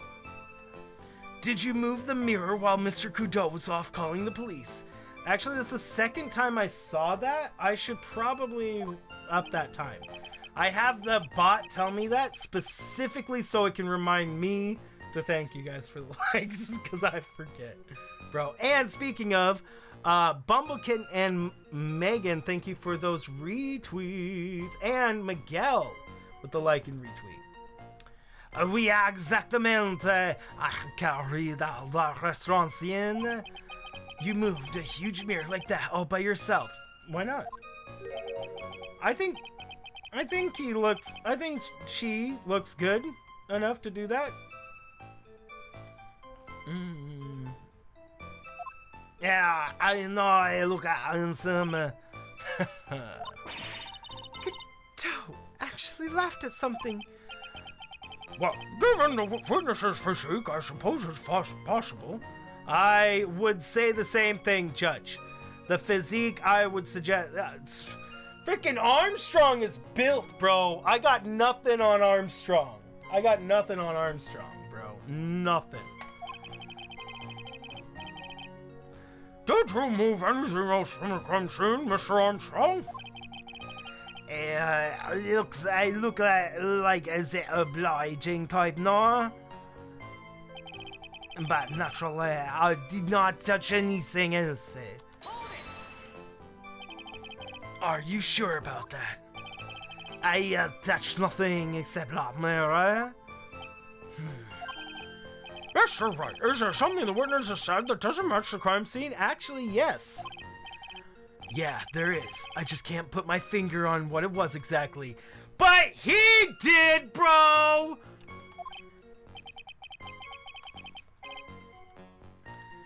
You don't want to say much here? That's a small part of Idiocracy. Dude, so, Idiocracy, bro, we could talk about Idiocracy. Are you talking about the movie, bro? We could talk about that, about how the reality of that every day. Nanya, you're in an area where you could change that. You could actually change that. I'm in an area where everybody thinks like me already. Bruh. Ooh, Idiocracy is crazy. If you guys have seen that movie, seriously becoming reality. Unfortunately, seriously becoming a reality, kind of scary. Suffering from a case of heartburn, Trite. There's just a thing for that. And no, you're with Garden Mare and frankincense. Add a few drops to your coffee and enjoy. Voila. You agree with an insane thing like that? Wait, for Nadina's comment? Or what Idiocracy is? Bro. From my perspective, yes. Nanya. And that's in the area, and in the area in rural America is exactly as that movie says. Hey! Hey! Hey! Get the kids! Get the kids! Let's all get together and I'll meet my sister cousin wife and we'll go have another kid, bro. And let's go. Bro. No. Yeah, it's like the basis of the movie, guys, is that people in rural parts have a lot of kids with animals and with thank you. Why thank you.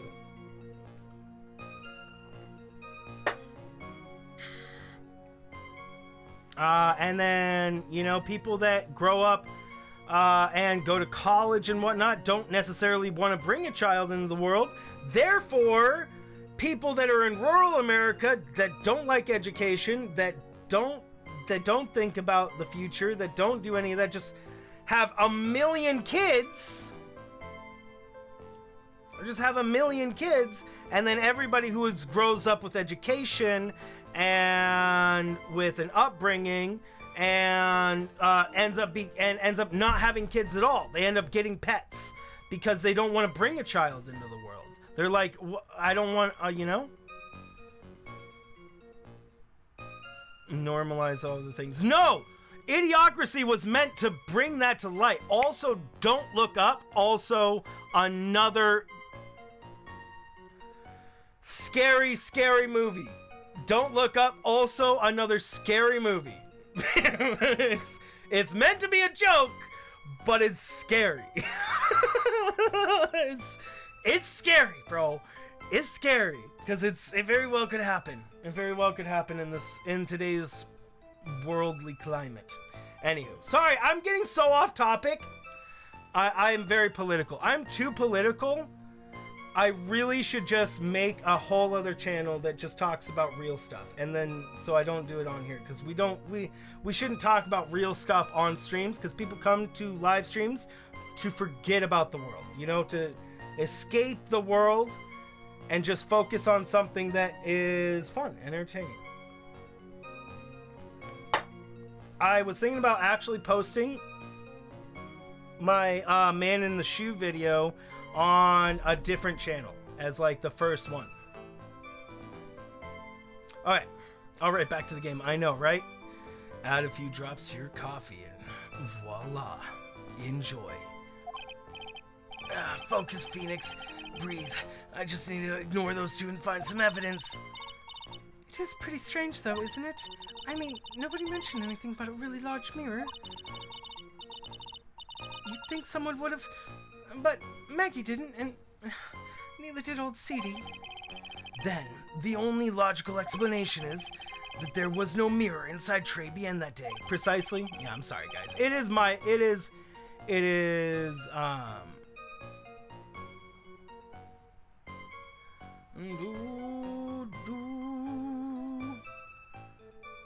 Insane conspiracy. Are you talking about Idiocracy, Nanya? Precisely. Right.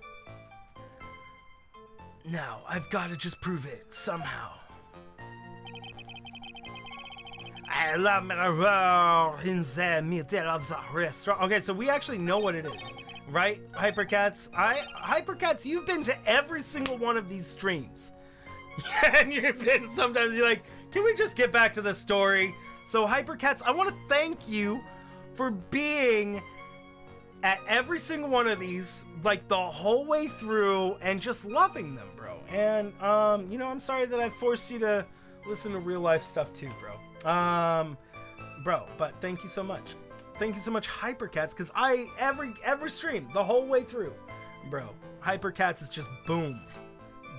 Boom! Bro, I appreciate it.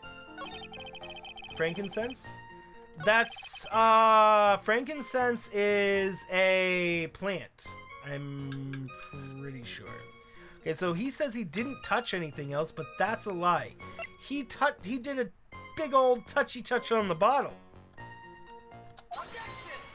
I guess he did not do a big old touchy touch on the bottle.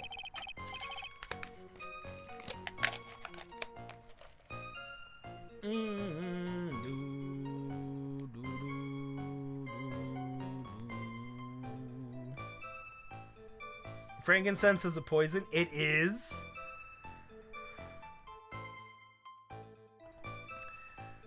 The witness's statement is clearly faulty.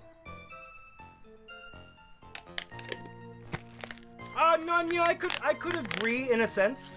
Yeah, I could agree. But, really, it's,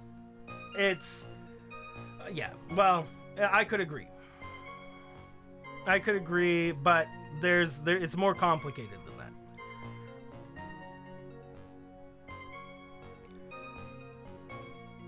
The witness's statement is clearly faulty, Your Honor. Wait, no, that was wrong. So that was the wrong thing. I thought it was his bottle. It was his fingers on the bottle. I thought it was his fingers on the bottle. He said naturally he didn't touch anything else, bro.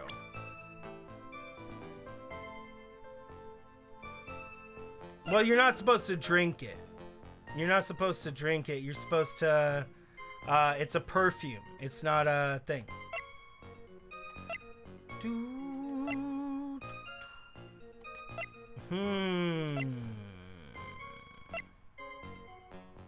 Oh! Right, he had a lottery ticket, right? He took a lottery ticket. He didn't have the flyer, but he did have a lottery ticket. Nope, that wasn't it either. Bro, that wasn't it either. But he took a lottery ticket, didn't he? I'm pretty sure. Oh, we're pretty far back here. What was the clue again? Oh, it was a profile. Let me skip back up to where we were. My bad. My bad. My bad. We gotta skip back up to where we were, I guess. Because I did not save sooner. I guess I could have just saved there, bro.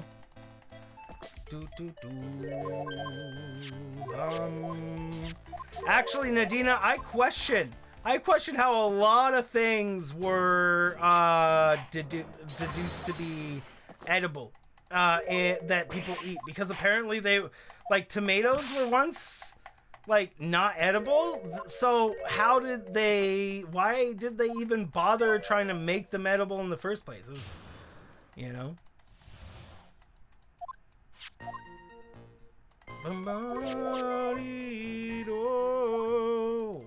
Okay, here we go. Let's get back to where we were, and then I'll save again. Boop, boop, boop, boop, boop, boop, boop, boop, boop. Cross-examination.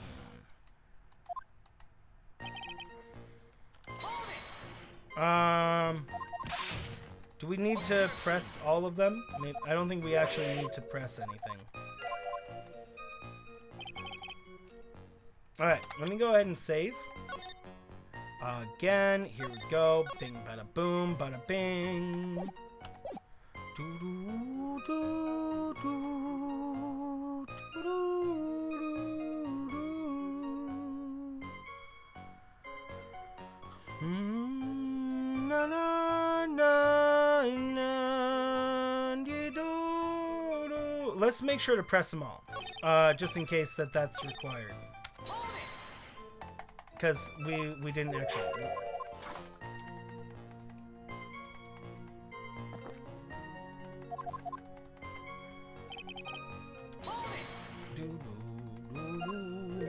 My monsieur. Oh, hold on.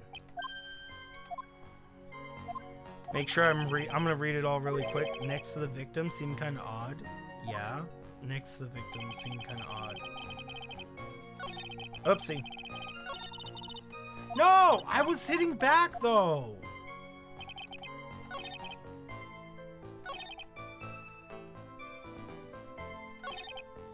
Wait, which one was it? Need to eat them to prove we can't eat them? You would think! You would think! When they get fit. Well, that's very true, Darinator. That's actually very true. That's likely Darinator brings up a very good theory. That we could assume that would be true in a lot of situations is that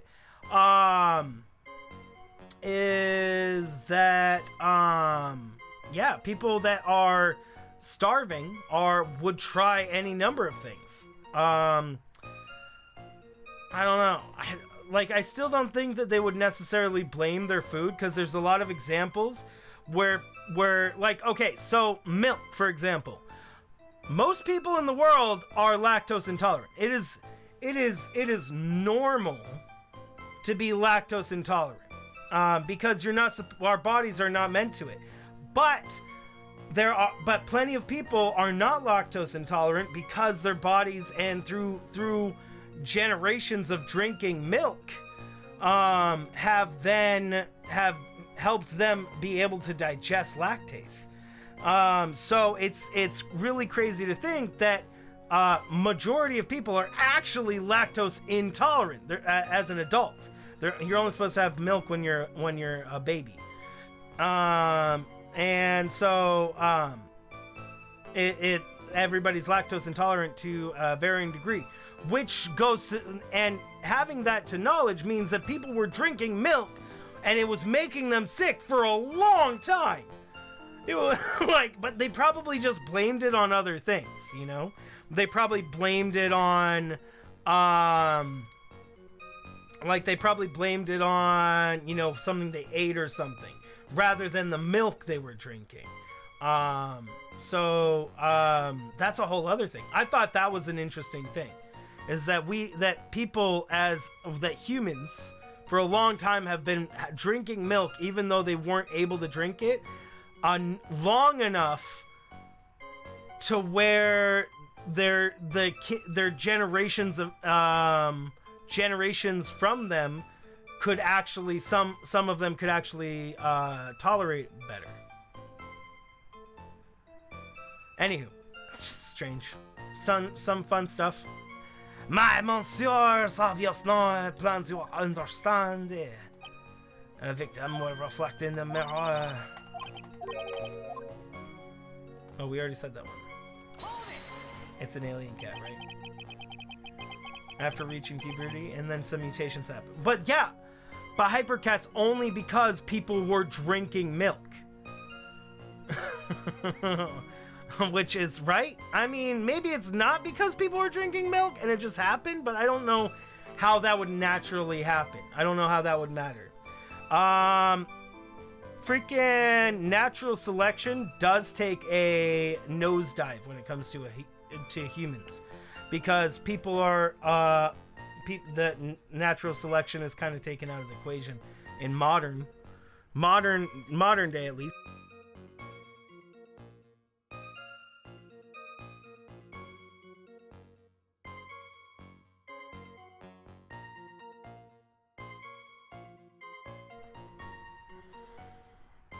Drink the milk warm? Possibly. Yeah, I actually have no idea. I just, what I know is that people are from, I mean, maybe I'm wrong. Maybe some point of my piece of what my knowledge here is wrong. It's possible. Like, maybe I've heard it from multiple sources, but I haven't looked it up, is lactose intolerance and being a majority of people. I've heard that from people and from my from a college textbook, but was the college textbook right? People drinking milk and surviving, well, it would have never killed them, Hypercats. It would have never killed them. And it would have just made their stomach upset and they would have been gassier, right?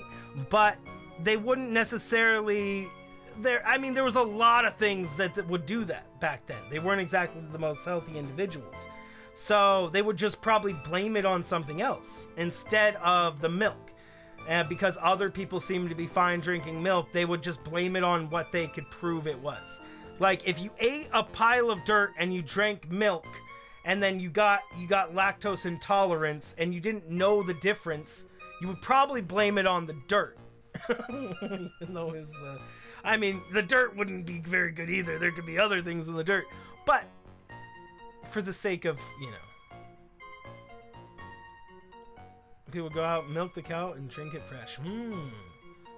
Well, maybe it was like a nourishment requirement too. Like maybe at some point it is just seen as you just drink it for the sake of nourishment in some way. I don't know. I would think that they would think it's okay because of women giving milk, right? So they would just assume it was okay because of breast milk from humans. So because of breast milk, I would assume that throughout history they would just assume that milk from any animal is okay. And we've seen that, is that they drink milk from animals and make, dairy products.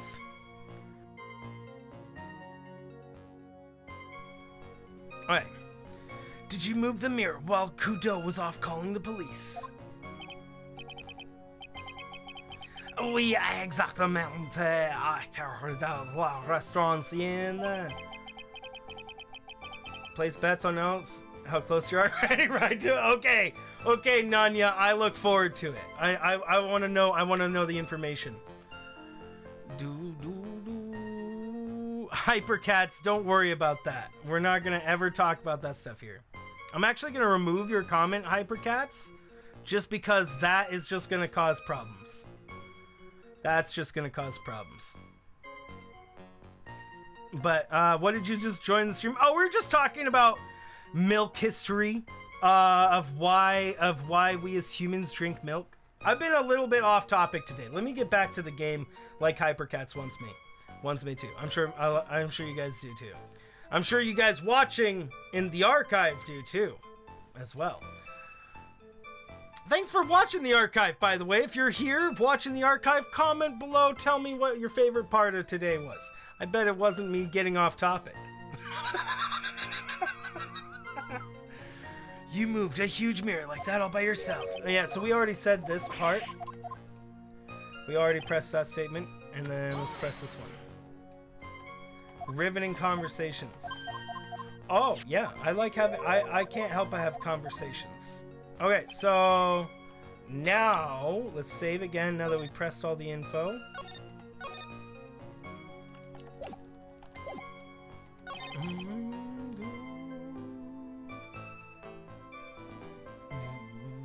One C? Is that true? Oh, I didn't mean to press that. And where would that be?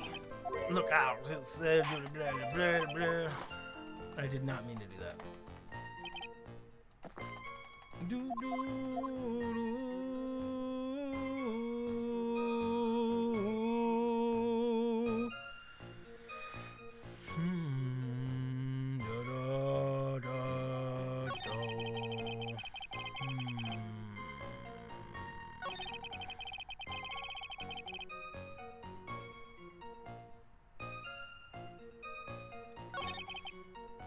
Scene, image.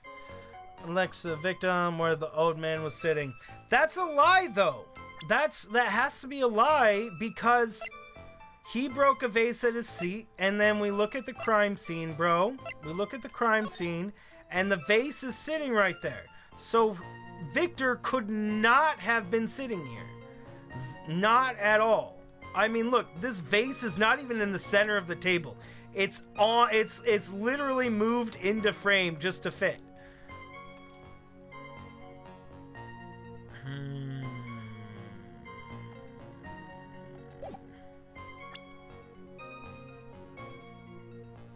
Kills a lot of stuff, making it safe.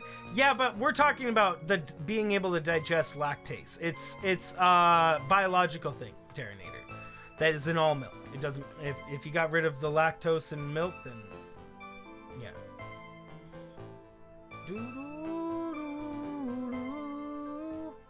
Okay, so crime photo maybe. That was it. This piece of evidence contradicts with the testimony we have heard, Your Honor. The crime photo? Yes, this photo clearly shows something that theoretically should not exist. So when I I tried to present this earlier for the exact same reasons, but we just weren't supposed to present it at that time, essentially. What on earth do you mean by that, Mr. Wright? Should not exist. Ha. Sounds like you're describing yourself, Trite. What a mean guy. Like, what, really? Where did that come from? Where'd that come from, Godot? Where did that come from? Come on. What the F? Now, if the defense would please clarify his statement. That was so mean. That was a nice one. Yeah, but it was mean. It was not. It was a good like insult. But I was like, bro, savage, out of nowhere. Oh man. I think it's pretty obvious. This is what should not be in the picture. The verse? What possible connection does it have to do with the witness's testimony? Your Honor, I'm telling you that there should have been no vase on this table, because it very clearly contradicts with this piece of evidence.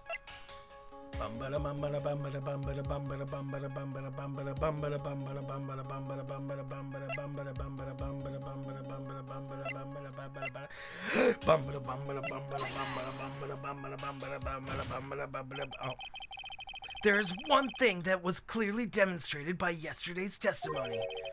Mr. Kudo broke the vase that was on the table, where he was sitting. And yet, as the court can see, there's an unbroken vase on the table next to the victim. Why? Because Mr. Kudo was not, in fact, sitting at the table next to the victim at all. Don't be an idiot, Trite. That's impossible. The seat's the only one Kudo could have seen the victim's reflection from. Exactly. There's only one conclusion we can draw from this contradiction. There was no mirror in Tribulations that day. Your testimony, Mr. Armstrong, is an elaborate lie. Not there! Don't try to confuse the court, Trite. Obviously, the witness cleaned up the vase, while the police were taking their time to get to the crime scene. Unfortunately, Mr. Godot, that doesn't quite work for me. Mr. Armstrong already testified to the contrary. In his own words, I did not touch anything except the mirror.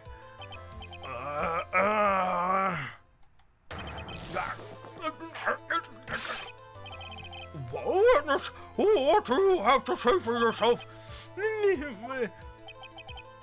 I was right. There was no mirror in the restaurant that day.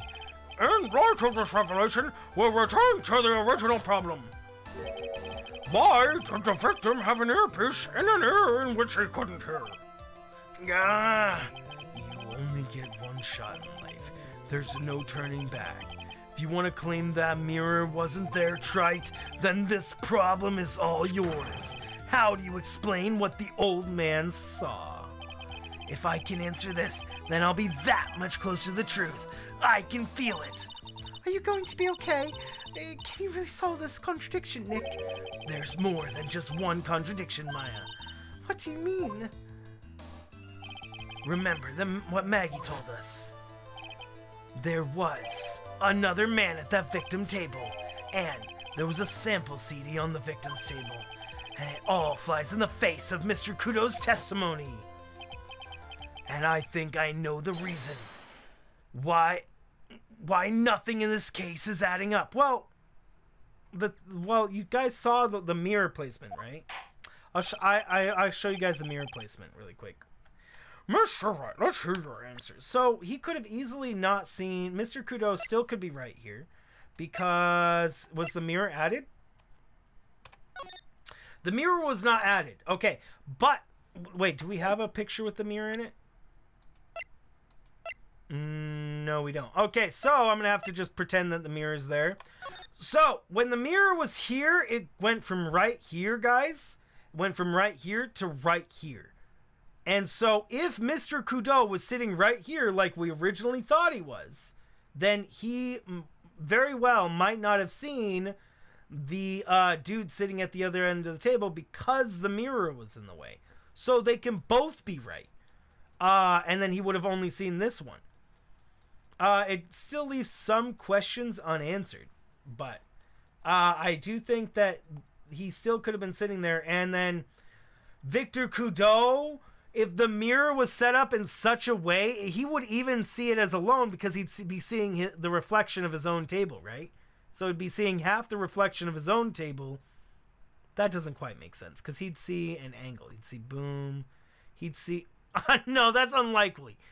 That's unlikely. He would see the wall here and the reflection before.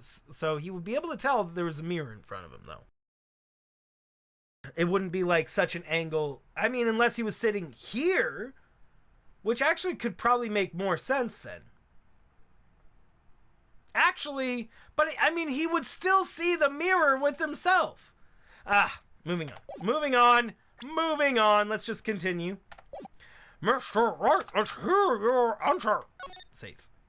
Yes, thanks for the reminder, Hypercats. Hypercats to the rescue. Yes, Your Honor. The reason behind all the contradictions in Mr. Kudo's testimony is simple.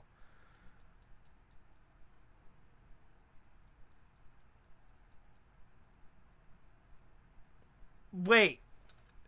The ear doctor made a mistake? Okay, so wait, what? How does that come in play? The ear doctor assigned him the wrong ear. Okay, that doesn't make any sense. The victim was a phony. Yeah, I'm wondering that. The victim was a phony? Yeah. Like, what? he was a fake victim? Wait a second.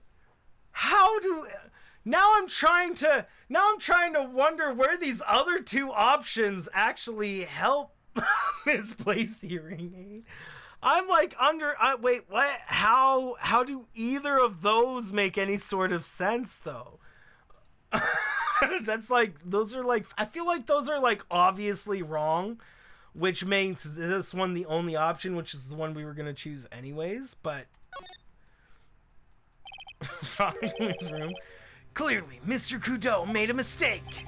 Mr. Trite, you're the one who brought up all these contradictions.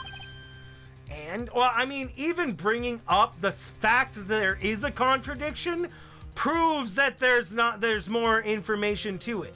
So the fact that there's a contradiction, even if Phoenix can't freaking solve the contradiction, the fact that a contradiction exists should be investigated by itself. Well, I mean, it could be one of those hypercats, but I just don't see how they connect. How is the victim a phony? How did they fake it? And then how did the doctor say... Okay, hypercats, you're saying that the doctor wrote on the... Hold on. Hold on. Let me look at the medication bag. The victim got this. The bag is empty. Okay, but it doesn't say anything about...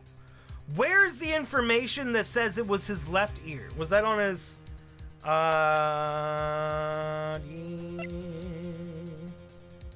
Left eardrum was ruptured. How? But I don't see how the doctor being wrong would change that. Because if the doctor was wrong, then why would he still be wearing the earpiece in there? That means his right eardrum was ruptured? Do we have this information from the doctor? I'm going to continue, and then if this one was wrong, we'll try the doctor one. And if you're trying to tell us the old man just made a mistake, we can wrap this case up right now with a guilty verdict. How about it, Mr. Wright? Should I declare your client just guilty? It's the best you can come up with, Nick.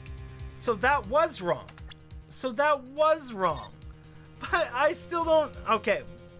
This is a Rule 6 moment. I'm getting ahead of myself. Let's see what the explanation is. It has to be the doctor. I mean, the victim was a phony. I don't know how that makes sense. If the info... Yeah, so if the profile information was wrong, like the information we have on the profile is wrong, and that came from the doctor, then that says the doctor was wrong. Because that's where we have the information that his left eardrum was ruptured and not his right? Correct? So... yeah, anyway. So let's say the ear doctor made a mistake. I believe we're looking at it the wrong way. It was actually the doctor's mistake. What? Yes, the doctor got the wrong ear. Well, I believe we saw an autopsy report yesterday. Oh! Wait, the autopsy doctor got it right?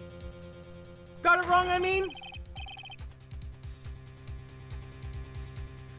One that stated the victim's left eardrum was ruptured and had medicine in it. Oh, so we got the information from the autopsy report.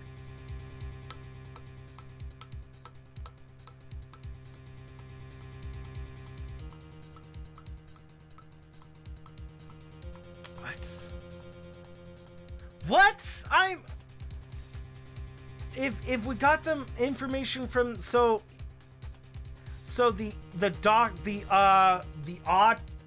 person doing the autopsy was wrong? Huh. I'm beginning to wonder if it's your eardrum that's not right. This is time. That was also wrong. So the thing that is correct is that the victim is a phony? Oh my word. Really, bro? The correct answer is that the victim is a phony? I don't even know how that makes sense at all. So we're definitely just gonna have to continue to hear how the victim is a phony. What?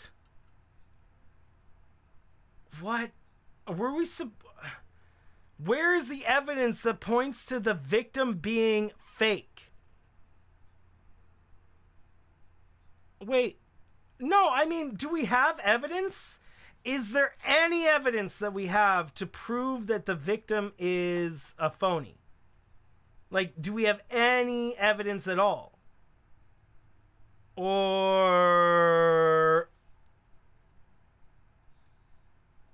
then the victim was lying?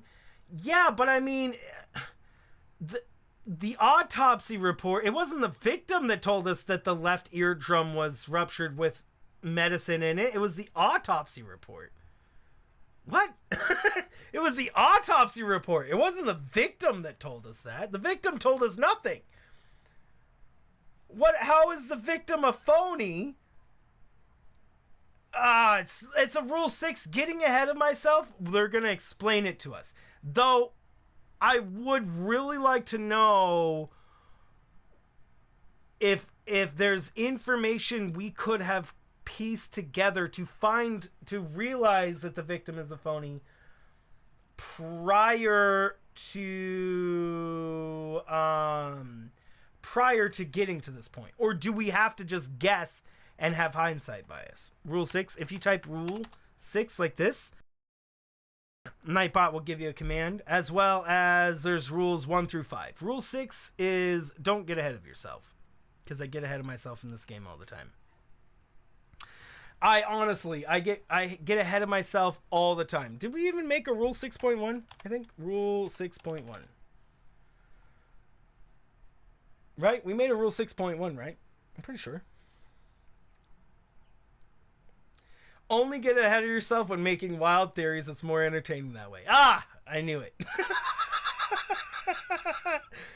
Oh, I think I've been following that rule. I think I've been following rule 6.1. Yeah.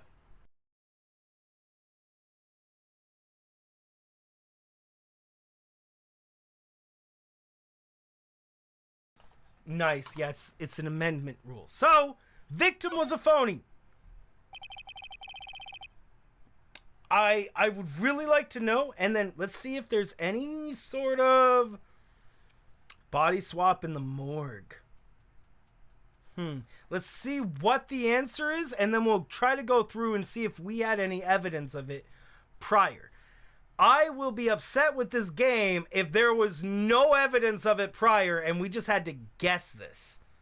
But maybe there was all this evidence already out, and I just missed it, and I just didn't see the evidence that was saying it was that he was a phony. I mean, he was a liar and a gambler. We already knew that. We already knew he was a liar and a gambler, but a phony for his ear? I don't. We'll have to see where it goes. One sec.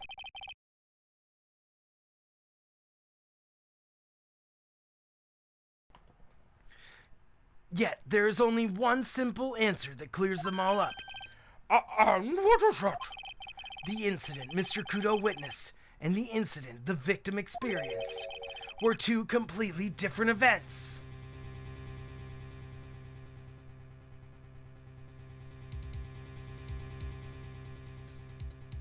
Okay. What? Yes, the victim that Mr. Kudo saw wasn't Mr. Glenn Elg at all. It was an imposter, a phony pretending to be Mr. Elg.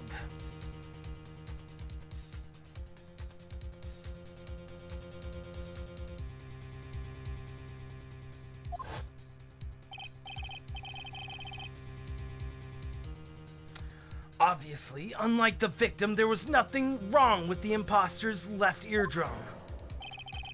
That's how he ended up wearing the earpiece in his left ear by mistake.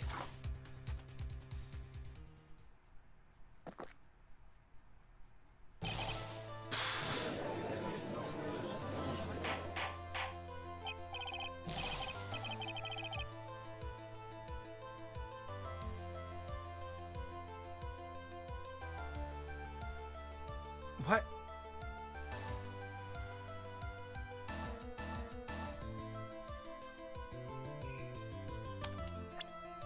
Where's the information that this is even a thing, bro?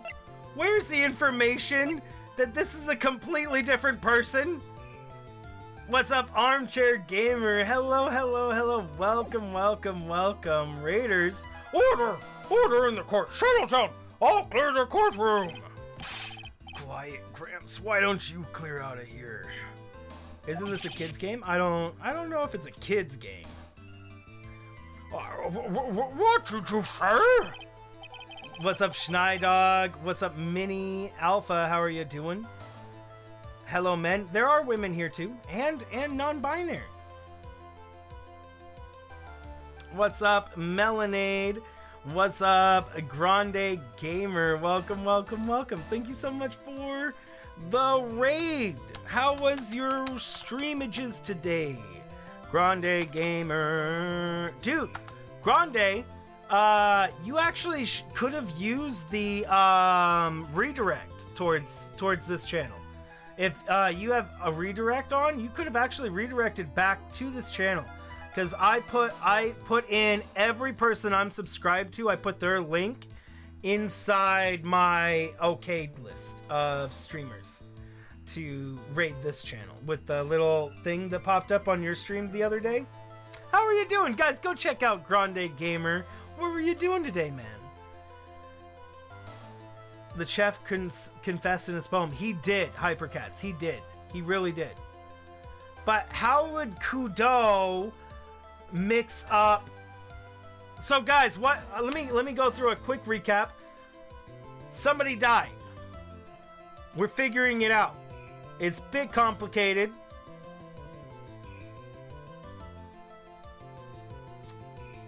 I don't even know where to start. This is literally the most complicated case of all of the games. Of all the games and all the cases we've done so far. I mean, there's games after this, but the first 3 games and all the cases, this is the most complicated one of all of them. The redirecting, it's pretty easy to do, Grande Gamer. It's like super easy. Super duper easy. Bum bum bum bada ba bum bum bum bum bum bum bum bum bum bum. What's up, Tiger? How are you doing? The French cafe had a murder, and this is final part of it all. Exactly, Nanya. Case closed. Thank you again so much for your raid, there, Grande Gamer. How's the stream been? We're having a good time. I've gotten off topic a bit too much tonight. Just like not. I need to just focus on the voice acting. People really prefer me just sticking to the voice acting. I was actually thinking, what would you guys think if I tried the next one as videos? Like, I literally do a video of my voice acting and my crazy theories that end up being dumb and things like that, but just in video form, meaning no weird stuff, no getting off topic, and then you guys can like type in the comments of the video, or we could do, or I make it a video and we still have it as a premiere. And there we go, big brain. It's a video, but it's a premiere, so we can just chill in the chat and make all the jokes and whatnot. Like, what do you guys think? Do you think that would be better or worse than the live stream version of these? The music is really good. OST, right? Trite. Are you saying that Mr. Kudo saw was a setup? Yes! Someone pretended to be Glen Elk and acted out the whole coffee poisoning. You like the live stream version? All for the express purpose of creating a witness out of one Mr. Victor Kudo. Objection! Get real, Trite. Why would anyone want to do that?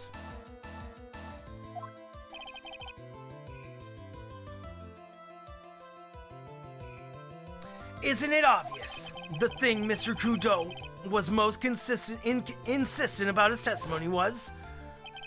The serving girl brought me him a cappuccino, but she put something in it.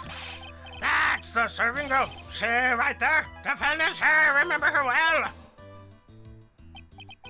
Have a great night, Grande. Thanks so much for joining us. It's so hard to believe, but... There was one, and only one reason to show Mr. Kudo this fake poisoning. To show Maggie Bird in the act of poisoning the coffee. Are you insinuating that the waitress in the old man's story was a fake as well? It's true that there were no other customers in the restaurant at the time, but... Well, no, we knew she was a waitress at the time. We knew she was fired that day. We knew she was wearing a bow, but she's not wearing a bandage around her head, which I would assume she's been wearing for the past 4 months. So where was the bandage around her head? They're talking about this other chick right here. Hold on. This one right here. Cadaverini person. She got in, 4 months ago, she had brain surgery. So she has this bandage around her head because she has her brain surgery. So the picture we just saw is supposed to be her, but she had this thing on her head. She would have had to unwrap the bandage around her head, which I would assume, I guess, would be fine. Maybe she put the bandage back on, maybe, to, like, confuse people? It's true. It's also true that the chef was there. He would have noticed what was happening, unless he was in on it. That's right. What would I say? If your restaurant really was the scene of such tragics, you would have known about it, correct? This is most difficult for me. No, it's quite simple. All you have to do is testify. You are under oath, after all.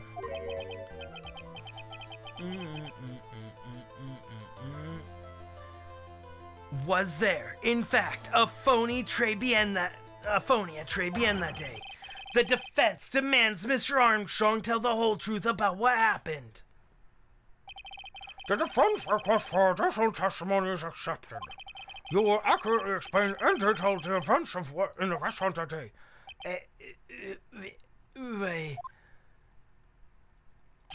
In the restaurant. La victim, Miss Royale, he came to my restaurant alone. I remember a old man arrived not long after him. There was no other customers. When he got the word, he won la lottery. Monel became very excited. It was approximately 5 minutes later that la poisoning incident occurred. No, there was no time for a phony to do the acting. This is a French. You're French. Are you offended? I've asked several times. I'm trying to perfect it. Give me your tips. What should I change for it? I'm sure you're offended. French people, I was saying that from the beginning. People are going to be offended, especially French people. French people are the most offended when people try to do French, right? I mean, I'm not offended when people try to do American poorly, but hey, people are welcome to be offended. Russians will get upset with you if you even say their words wrong. Like if you're like, "Я работаю," I worked. You know, "Я работали." You know, if I said that wrong in Russian, they would, like, the pronunciation, they would actually get upset. They'd be like, are you not there? I'm trying to go for A, so giving it a shot. I'm trying to make it better.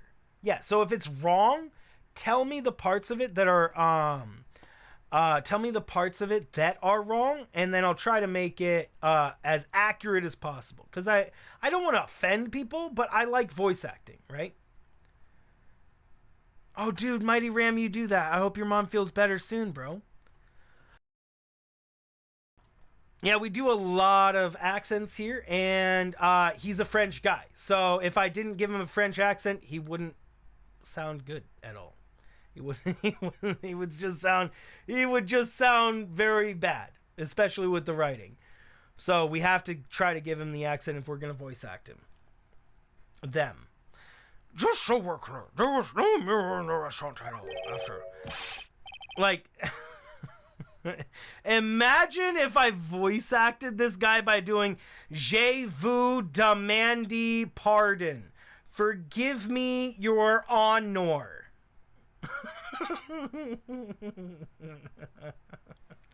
I think I'm just gonna have to live with offending French people. Je vous demande pardon. Forgive me, your honor. And I mean, it's not likely like a specific. This is French. Well, yeah. I mean, I try to do it as accurately as possible. I think it would help if I spoke French. Like if I learned French, the accent is better. I lied because I wanted this mess to be cleared up quickly. So it's also probably not. It's probably a region. What I'm thinking of as French is probably regional. So it's probably a different region of France. Like in the UK, you have like 5 different accents that are all British accents, but they're like, you got Cockney accent, or you have the royally British one. You have royalty. Your royalty, huh? You know, even in UK and America, we have many accents here, and the further east you go, the longer the straw in the stretch. It is a common thing for French people to be offended by people trying to do French accents. I am curious of where that stems from. I mean, French people try to do an American accent. Everybody tries to do an American accent very, very poorly a lot of the time. I don't complain. I don't know. It's like, I mean, you know, like it's an open world, guys. It's an open world. You try to do my accent poorly, I'm not complaining. I'm trying to learn your culture and your accent and your history and how you say words and why they mean things and the inflections, you know? I'm not doing it to make fun of you, you know? I'm doing it because I think it's good, right? Anywho. You don't hear an accent? Well, we live in probably city areas, you know? But not speak really nice Spanish. Ah, nice. Nice. You live in France, you mean? I'm guessing? You live in France, but you're very Mexican? I don't speak Spanish very well at all. What's up there first? How are you doing? You don't hear an accent? Yeah, Nadina, I would think that what I speak is common tongue. Yeah. I'm like common tongue, right? Do do do do do ba ba ba be do. So the like common tongue is like just average, just what everybody hears kind of, you know, situation. You know, like what is a way to put it? You can speak hello in French. Bonjour. Bonjour. Yeah, bonjour. Right? I tried to say it as French as possible. You're Italian? Nice, Hypercats. You and DJ probably get along then. Do you live in Italy, Hypercats? Bonjour. Or do you guys say buongiorno? Yeah, I hear buongiorno too. But I don't know the difference between them. Is buongiorno not French, maybe? I don't know. See, I like learning. What you have just done is commit perjury, Mr. Armstrong. Baguette? Maybe, if he says baguette. I will decide how you punish you later. Oui. For now, we will hear your cross-examination, Miss Wright, if you please. He took that perjury charge a bit too well.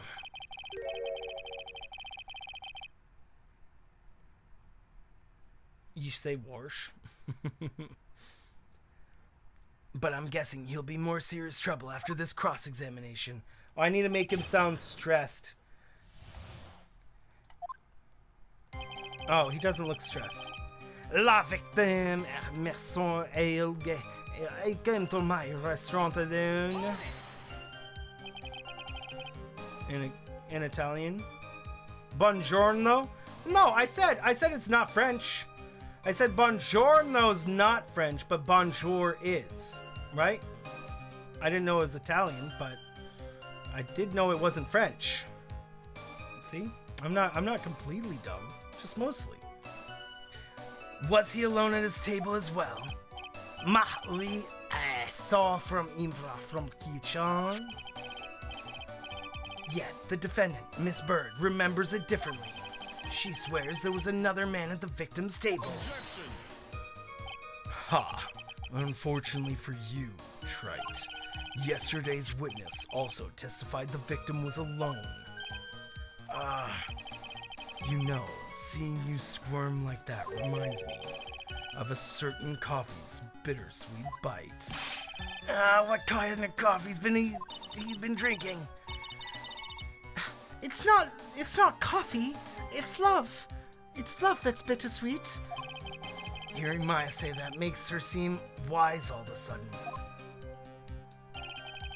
I remember a old man arrived not long after him. By old man, you mean Victor Kudo, correct? Oui. Comes to my often for my special coffee. I drink your coffee once, Mr. Armstrong. It's special. I'll give you that. It's worth a sip, just for the experience. Oh, you make me so happy, monsieur. You are most welcome anytime. I said it was worth one sip. And nothing more! What a savage! What a savage! Oh my word, bro! Ah, what a savage. True, but savagery! I know, right, Hypercats? I think they do that just to, like, signify that they went to the store. Right, Hypercats? Like, in movies and whatnot, they went to go get food and that they're not carrying something else. Yeah, I think you're right. This accent is German? No, not even close, Mini Alpha. I think, Mini Alpha, I think being French, you, like, if you are French and you live around French people every day, you can tell me what is different, but it's definitely not German. German is, yeah, no, it's definitely not. German is more like this. This is more like German. Germans speak differently. That's like saying that it sounds like Russian, but this is Russian. This is Russian accent. It may sound like it to you, but it is not it's not same. It's not the same. I'm not even doing a perfect Russian accent even. Bum bum bum. You can definitely tell me what I'm doing wrong about a French accent, but I still will adamantly say it's not German. It's not even. It's not even. It's definitely not German. I said it was worth one sip, nothing more.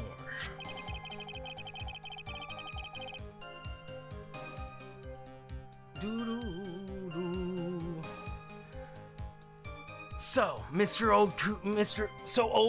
Kudo arrived at the restaurant around the same time as the victim. Francis, well, I mean, I'm sure it's not perfect, Tiger. I mean, I'm sure it's not even necessarily good. But to say that was German is completely wrong. Like they could be completely right that my French accent is terrible and is off and whatnot. But to say that accent we were doing was German is demonstrably false. Arrival after. A little Mexican? Nah, Mexicans talk more like this. No, they talk more like this, man. Or like they don't say man as much, but they have a higher tone and pitch. I can always hear it. They have this kind of it's actually awesome. I wish I could speak better Mexican or Spanish, but like how Mexicans do. They speak very, very fast. Like very, very fast in Spanish, and I wish I could do that. I wish I could speak Spanish and speak super fast in Spanish like they do. It's awesome to hear. Like, I can't do it. I hear Rothenium speak in Spanish when he's talking to his cousin. It's just like I don't even know how his mouth moves that fast. It's crazy.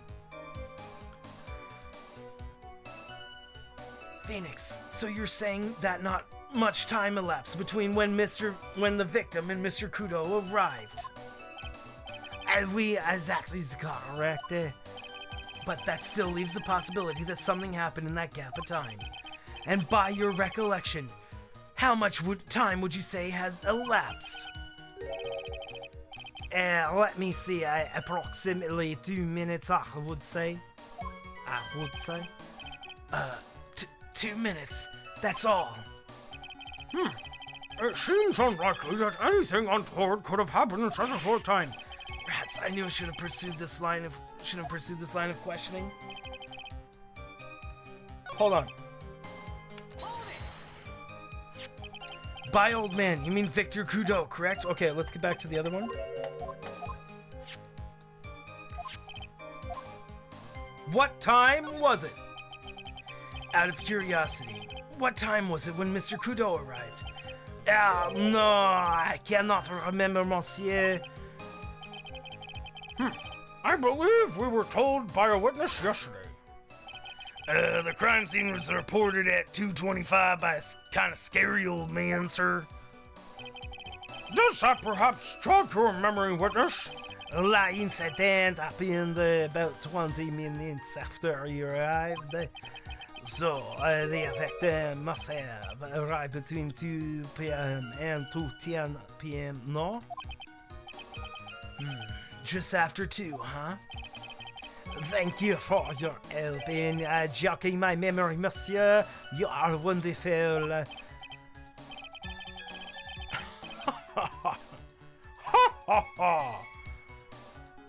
I can't sit here all the time and do nothing, can I?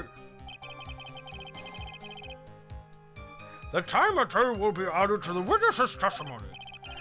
We must judge everything I do for you. Merci bien.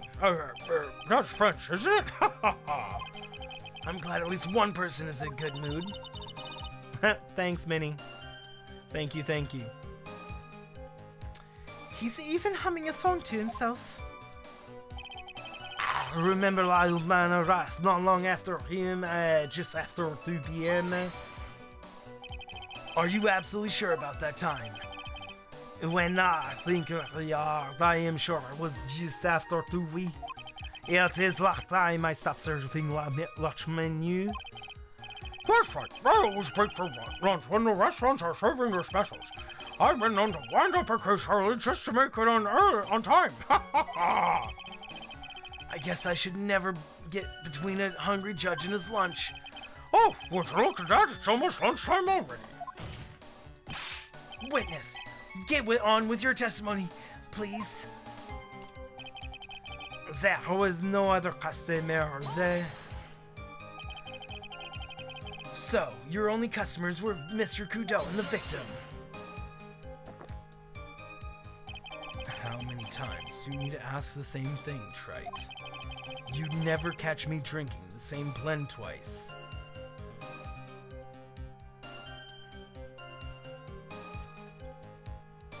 This man has 17 cups of coffee. Oh, hearts, Mighty Ram. I still hope she gets better. Make sure she's feeling all the better, Mighty Ram. So now the problem right now is he says he doesn't drink the same blend twice. He drinks 17 cups of coffee a day. Or sorry, a case, right? Oh wait, we're his first case. Oh wait, no wait. Actually, that might actually work. He has 107 blends of coffee, and he only drinks he only drinks 17 per case. We're his very first case. So 3 days of cases, right? 3 times of cases where he drinks 17 cups of coffee. That's well under 107 blends. So I mean, at the moment, this could be true. At the moment, technically, I think that this statement actually can be true. I was going to say it was wrong, but I think it actually could be true. Huh? You're trying to establish the presence of a phony victim in the restaurant, but you're wasting your time. You can't grind birdseed to make coffee, if you catch my drift. He really likes coffee. But there's a hole in this testimony somewhere. I'm sure of it. When he got word he won the lottery, Monique became very excited. Did you see him? No, I was in the kitchen, but I heard him. I remember him shouting, "Yes, I have $1,000,000 bucks." You still play him in Custom Court? He's the coolest character. He is easily the coolest character in Phoenix Wright series so far. Presumably, the defendant heard that too then, correct? Mary? She looked like a poor little frightened dude. And what about you, Mr. Kudo? And what about Mr. Kudo? The old man choked on some berries and that got stuck in his throat. Throat. Turned him into a Scottish person all of a sudden. It seems we now have another incident on our hands. Yes, well, it was approximately 5 minutes later that the poisoning incident occurred.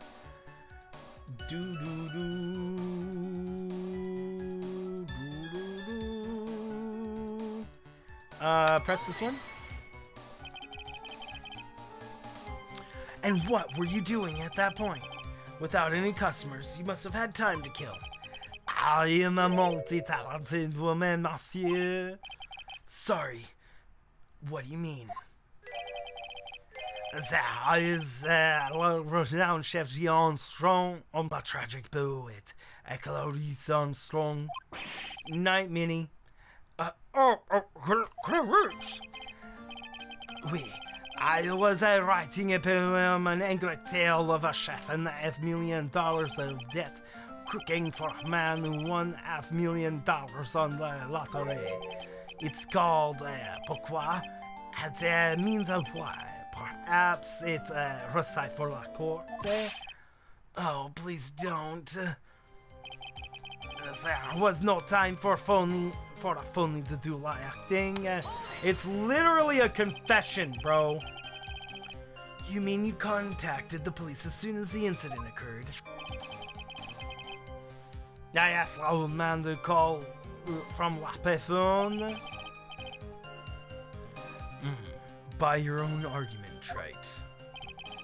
The purpose of this phony victim's performance was an old man would see it. In other words, once the incident occurred, this opportunity would completely disappear.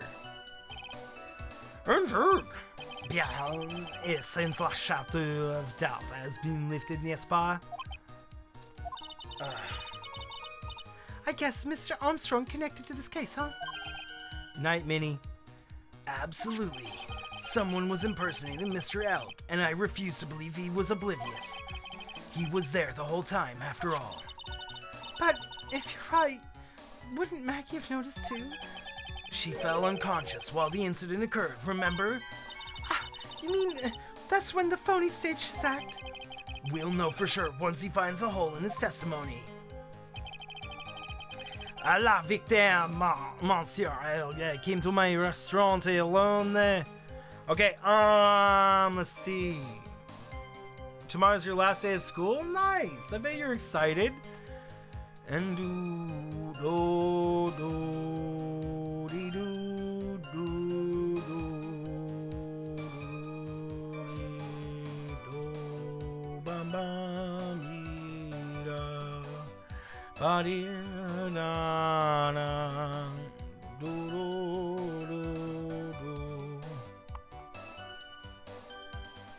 bam bam bam bing.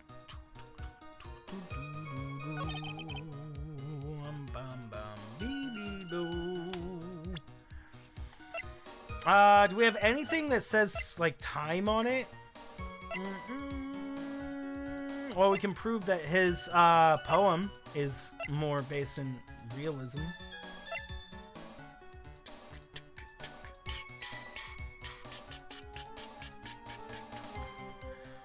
Bam ba ba ya whoa. Oh!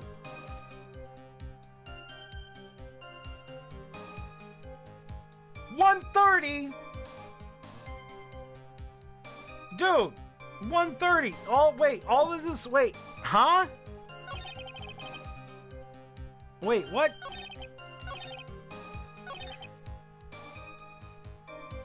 Oh, this has to be wrong.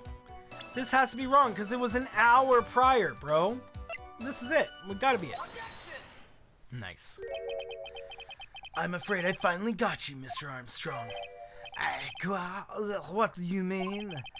At the time in question, the victim was listening to the radio with his earpiece. The show he was listening to was Millionaire Radio. Each week, they announced the winning numbers on the half of the $1 million lottery ticket. That must be the show Marielle was listening to. I can't see any problem with this testimony, Mr. Wright. I wonder. Yeah. You say the victim arrived at your restaurant after 2 p.m., correct? Oui, I'm sure of it. I perfectly remember it now. I know it was at this time because I had just serving the lunch menu. Get to the point, Trite. If you have one. That show is broadcast live at 1:30 p.m. And it claims to be the most thrilling 10 minutes of your life. It's on the air at 1:30? Now, supposedly the victim made some noise when was announced that he had won. And yet, I don't believe his cry of joy could have been occurred after 2 p.m. Because the show had already finished more than 30 minutes earlier by that point in time. No! This victim, we've been told about, has done nothing but the impossible. Listening to the radio with the eardrum, with a ruptured eardrum, capturing the show that was already over. There's only one conclusion you can draw from these facts. That the victim was an imposter, acting out the poisoning 30 minutes after the real murder.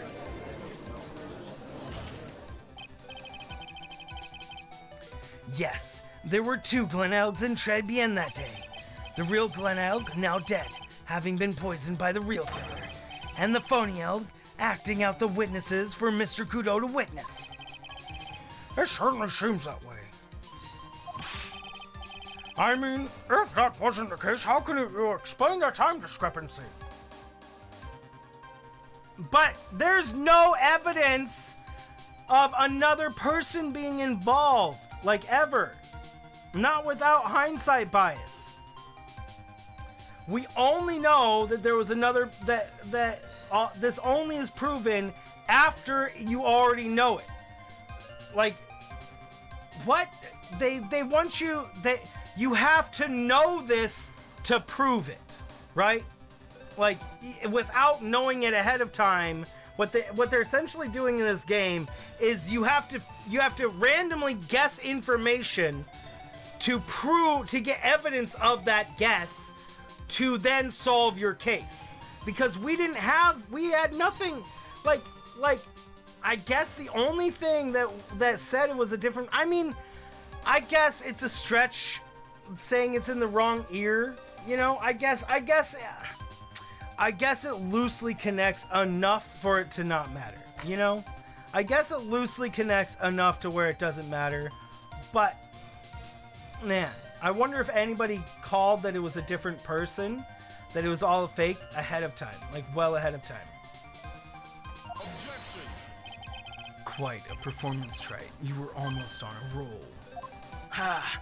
But sadly, you lack the rock-hard foundation of rhythm to build your song. What is this, Music Theory 101? Let's recap. According to your imaginative theory, it's now just after 2 p.m. The phony Elg is performing a play for the benefit of Mr. Kudo. How do you explain then where the real Glen Elg is? I don't believe I have to spell this out for the court. However, at that time, the real Glen Elg was already dead. He literally said that. That's certainly the obvious conclusion. Thank you, Trite. That's exactly what I was hoping you would say. He just said that. You had him say it twice. What? Now, I presume that you can prove this theory of yours. Can you explain where the missing corpse went to? The missing corpse? According to the old man's testimony, there was only one other customer there. That customer was the phony Glen Elg. Then where did the killer hide the body of the real victim? Ah! The prosecution has a valid point. If your theory is to stand up to examination by the court, you must provide us with proof answering the prosecution's question. Where did the killer hide the body? Yes, Your Honor. No conjecture, Wright. Let's hear some facts for once. Show the court a piece of evidence that proves where the body was hidden.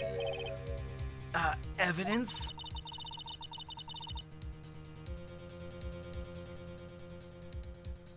Glad you get to help. What's with all this intense pressure in here all of a sudden? I thought I had him with that contradiction. But he turned it all around and backed me in the corner instead. Well, Mr. Wright, the court will now hear the defense's theory and evidence. First, where was the body of the real Mr. L concealed?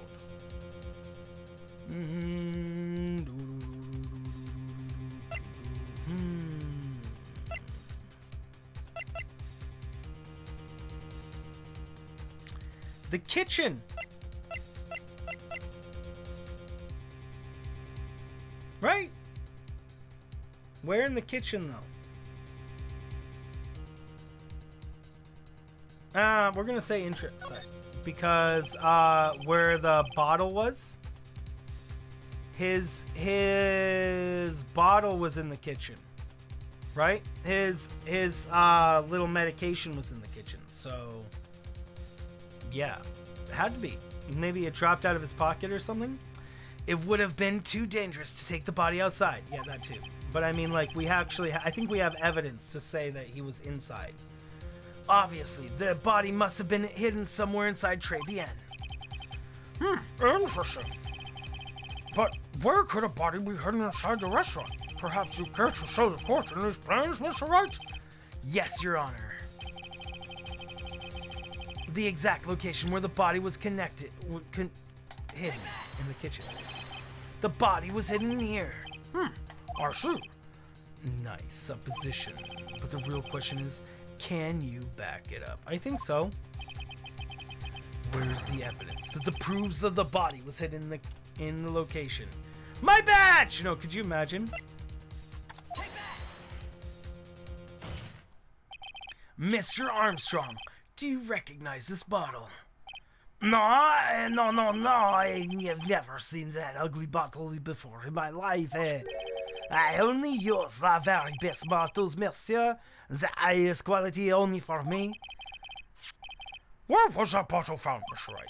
Interestingly enough, Your Honor, it was found in the kitchen of Tribulations. Aqua? But I only ever use these bottles for my aromatherapy oils.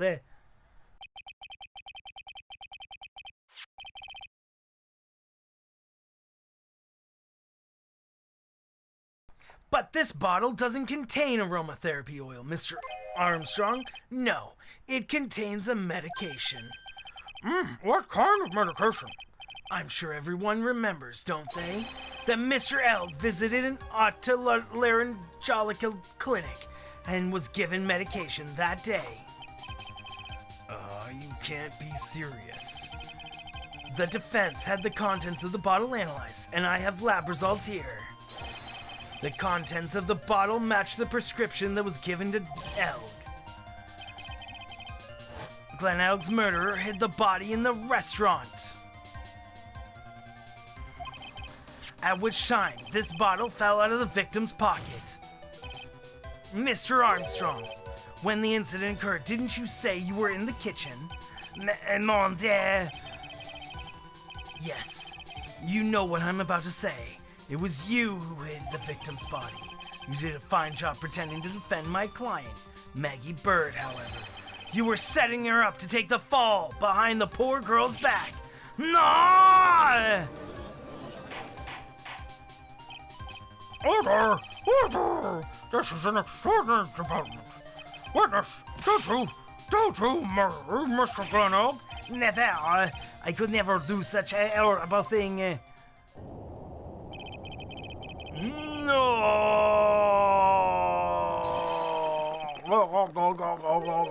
Mr. Riddle?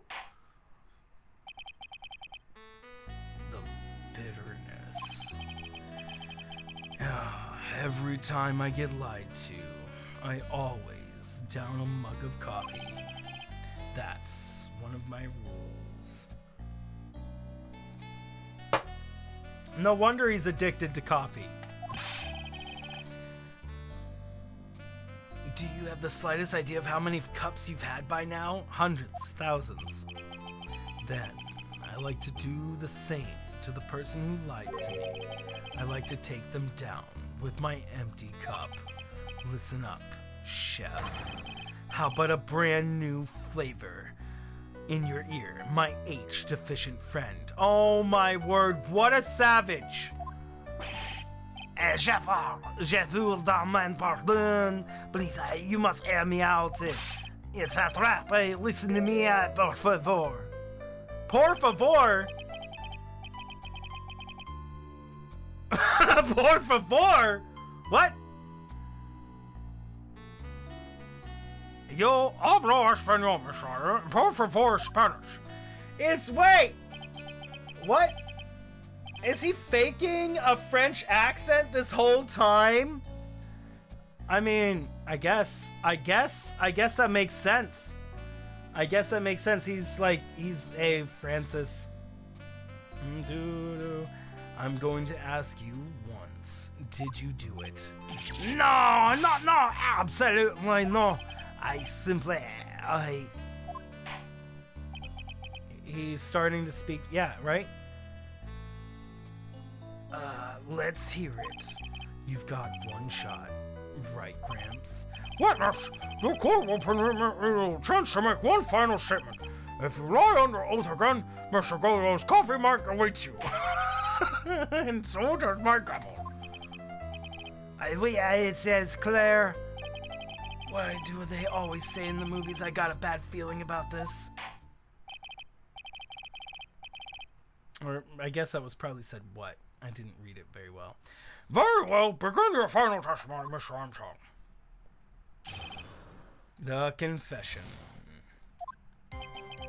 It is true. I hid the body in the kitchen. A man forced me to do it. I had no choice.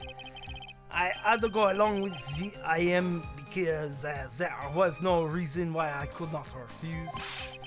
But I did not kill him. I swear it. You must believe me. Well, we don't have the poem. This has to go on a whole nother day because we don't have the proof of the poem. Or, we have to have a whole nother time to get the poem, right? That has to be used against him. Right? Maybe it doesn't. You were forced by whom? I cannot say, or I will be erased. Let's try a different question then. When Mr. Elk died, was he really the only person at his table? There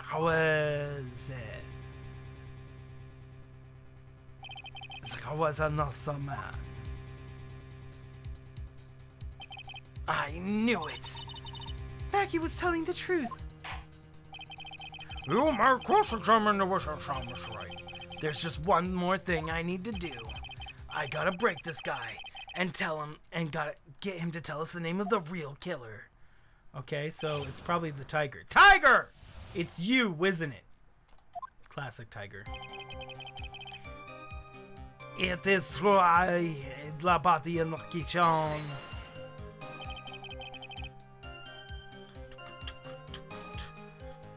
Did you carry the body by yourself? I carried him and I carried Maggie too. Maggie too. When she saw la victim, she collapsed, she fainted. I could not leave her there.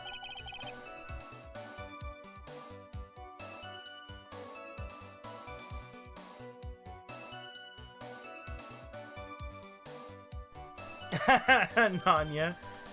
Do do bum bum bum bum bum 049. Oh, is that a callback to the the other one? That's funny. The Minecraft thing? That's hilarious. But why did you hide the bodies? man forced me out to do it. I had no choice. So we'll present like Tiger's profile there. What man? Who was he? No, I cannot say. I fear for my life. Oh, yeah, I don't know what that is. He's really scared. We just have to put the words in his mouth, Nick. Yeah, you're right. If he won't tell me, I'll tell him. But why would you go along with this man? I think I know. I mean, people reference it, but I don't think I've seen the exact thing. It's like a game or a show or something. People reference that, though. I had to go along with him because there was a reason I could not refuse. It's your profile picture. Oh! Yeah, I had no idea. Nice. I can't even see what people's profile pictures are. I can see Francis's and know what Francis's is, Froganoff, only because I've seen his picture larger. But he looks like like I barely can tell that that's a face even. It's so far away. Plague Doctor. Oh, interesting.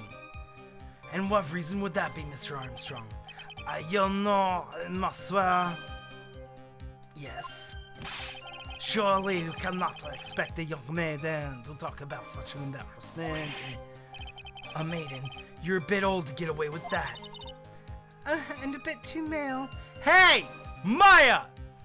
If he wants to be a fair young maiden, just let him be. He's not offending you.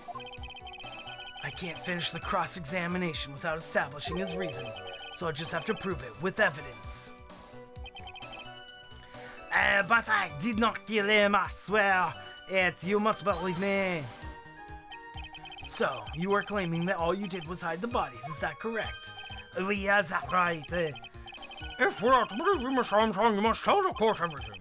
You must make it clear the identity of the man who ordered you to do this. You already couldn't invest this much. You might as well stop dancing around the issue. Yeah, but he really doesn't want to tell us who the killer is. Then sock it to him, Nick. Yeah, that's not a bad idea.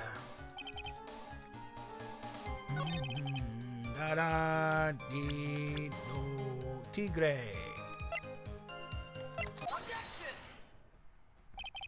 Let's end this dance of Ring Around the Rosie, Mr. Armstrong. This is the man you've been referring to. Ah! More who's that? I feel like I've seen him somewhere before. Oh, I don't know, maybe a month ago in this very courtroom. This man is Furio Tigre. He's a manager of the loan office called Tender Lender. There's no point in trying to hide the truth anymore, Mr. Armstrong.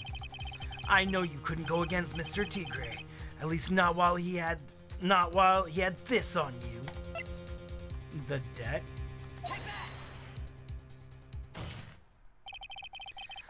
A $500,000 loan from the black market loan shark.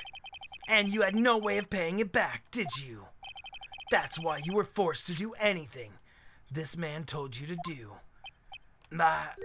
Oui, it is as you say. Mr. Armstrong? La Tiger, he told me he was going to use my restaurant for a business rendezvous. On the day in question, he was meeting the victim to demand that he repay his loan. I don't know why it happened like that. I just did what he told me to do. I had no choice.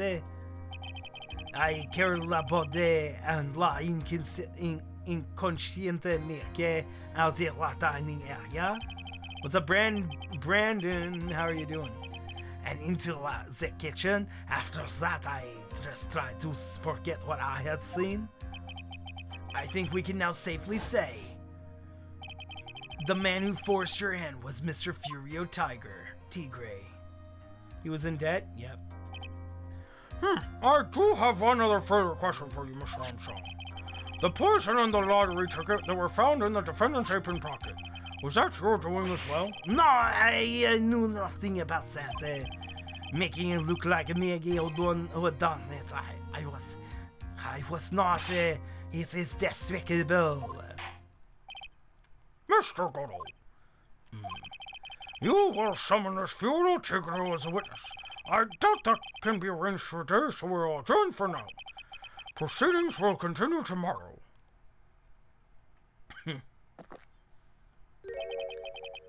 30 minutes. What? The trial will go on. I'll see to it myself. I need a half an hour to get that guy on the stand. Not a minute more. I'm doing good, Brandon. How the... Don't sit back and relax yet, Wright. No one knows if that chef is really telling the truth or not. This trial could still go either way. Very well. Your request is granted, Madame. Miss Goodall, we will resume once Mr. Tigre is ready to take the stand. Until then, court is adjourned for a 30-minute recess, sir. To be continued, to be continued.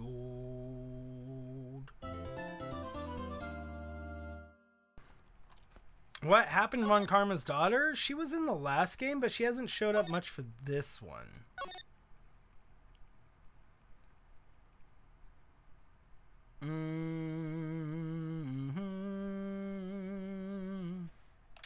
Okay. So that's where we're going to be calling it for today.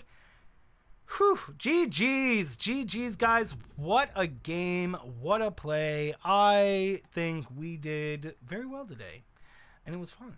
GG's. Thank you guys for joining and hanging out. Sorry I got off topic. Probably more today than most days. Next time we do this will be Thursday. Where we continue where we just left off. Thursday, same time, same place. Well, we'll probably be starting earlier in the day. I was up way late last night, so I woke up late. Therefore, I did everything late, and then I got to stream late. So, oh my word. Good night, Hypercats. Sleep well. And then I'm gonna take the rest of you guys out on a raid. And if you guys don't know what a raid is, that means we're gonna jump into another streamer's live stream. Type in hashtag KinkRaid and show them all the love. Let's see if I can have us redirect today. Let's see who we can redirect to. Who can we redirect to? Who do we direct to?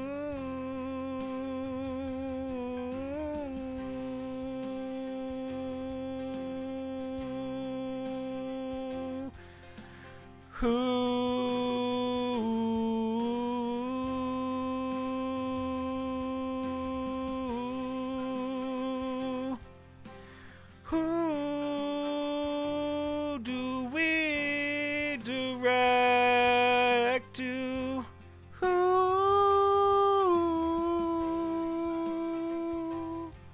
How about we go redirect to Epic Luigi, right? Epic Luigi today. I'm actually not subscribed to them, but they are part of my I don't know why I'm not subscribed to them, but they are publicly subscribed to me and we can redirect to them. And they've rated us a few times, so let's go say hi to them. You guys want to go see some of this? Hold on, let me see really quick. Let me see real quick like who we have for see if there's somebody that's streaming something much like this. First, we'll do that. Okay. The music is so nice. I'm glad you like it. Let me check really quick to see if we have anybody else that I can send you guys to that is playing something like this. I mean, Dark Jake, but we did just raid that man. Na na na ni na na na na do do dee dee dee dee. No, not this person. So, you guys can always check out the replays as well. Oh, welcome back. By the way, Tank, yeah, you can watch the replay of the stream. Just click back a couple of hours and watch all of it through. We don't really have anybody that's playing something a lot like this. I mean, I guess Dark Jake. I guess we could go do a raid Dark Jake. It's Persona 5's probably the closest to this kind of content that's possible. So let's actually go do a live raid over to Dark Jake again, because Persona 5, out of everybody playing right now, I feel like Persona 5 is probably the closest. Even though I haven't played it, it's kind of solving things and a lot of talking, a lot of voice acting. I mean, like in the game has voice acting, as you can probably hear. Okay, let's go do a raid over to this guy. Brandy, I hope you have a wonderful birthday. Thank you so much for joining. And you guys don't even have to click anything. This is saved, and it's automatically going to take you over to his stream the second I close this stream down. I'll post a link after the stream is closed, so you don't even have to worry about that. But let me just say, before we do a raid, thanks so much for joining. Tomorrow, we are doing Sea of Thieves. We're doing Sea of Thieves. We're doing the next pirate quest with Captain Jack Sparrow. Bro, not the real one, it's in the game stuff. And then Thursday, more Phoenix Wright. Friday, maybe we change how we do the Undertale playthrough to something else. Maybe we do a genocide route instead or something. Maybe we just start over. I don't know. We'll see. We'll see. Saturday, Minecraft, and then on. So, thank you guys so much for joining. Brandy, I hope you have a great birthday. I hope everybody has a wonderful day. Let's go do this raid. It'll happen in about 30 seconds right after the outro. But, guys, until tomorrow, have a wonderful day. Stay amazing. And to freaking Lou.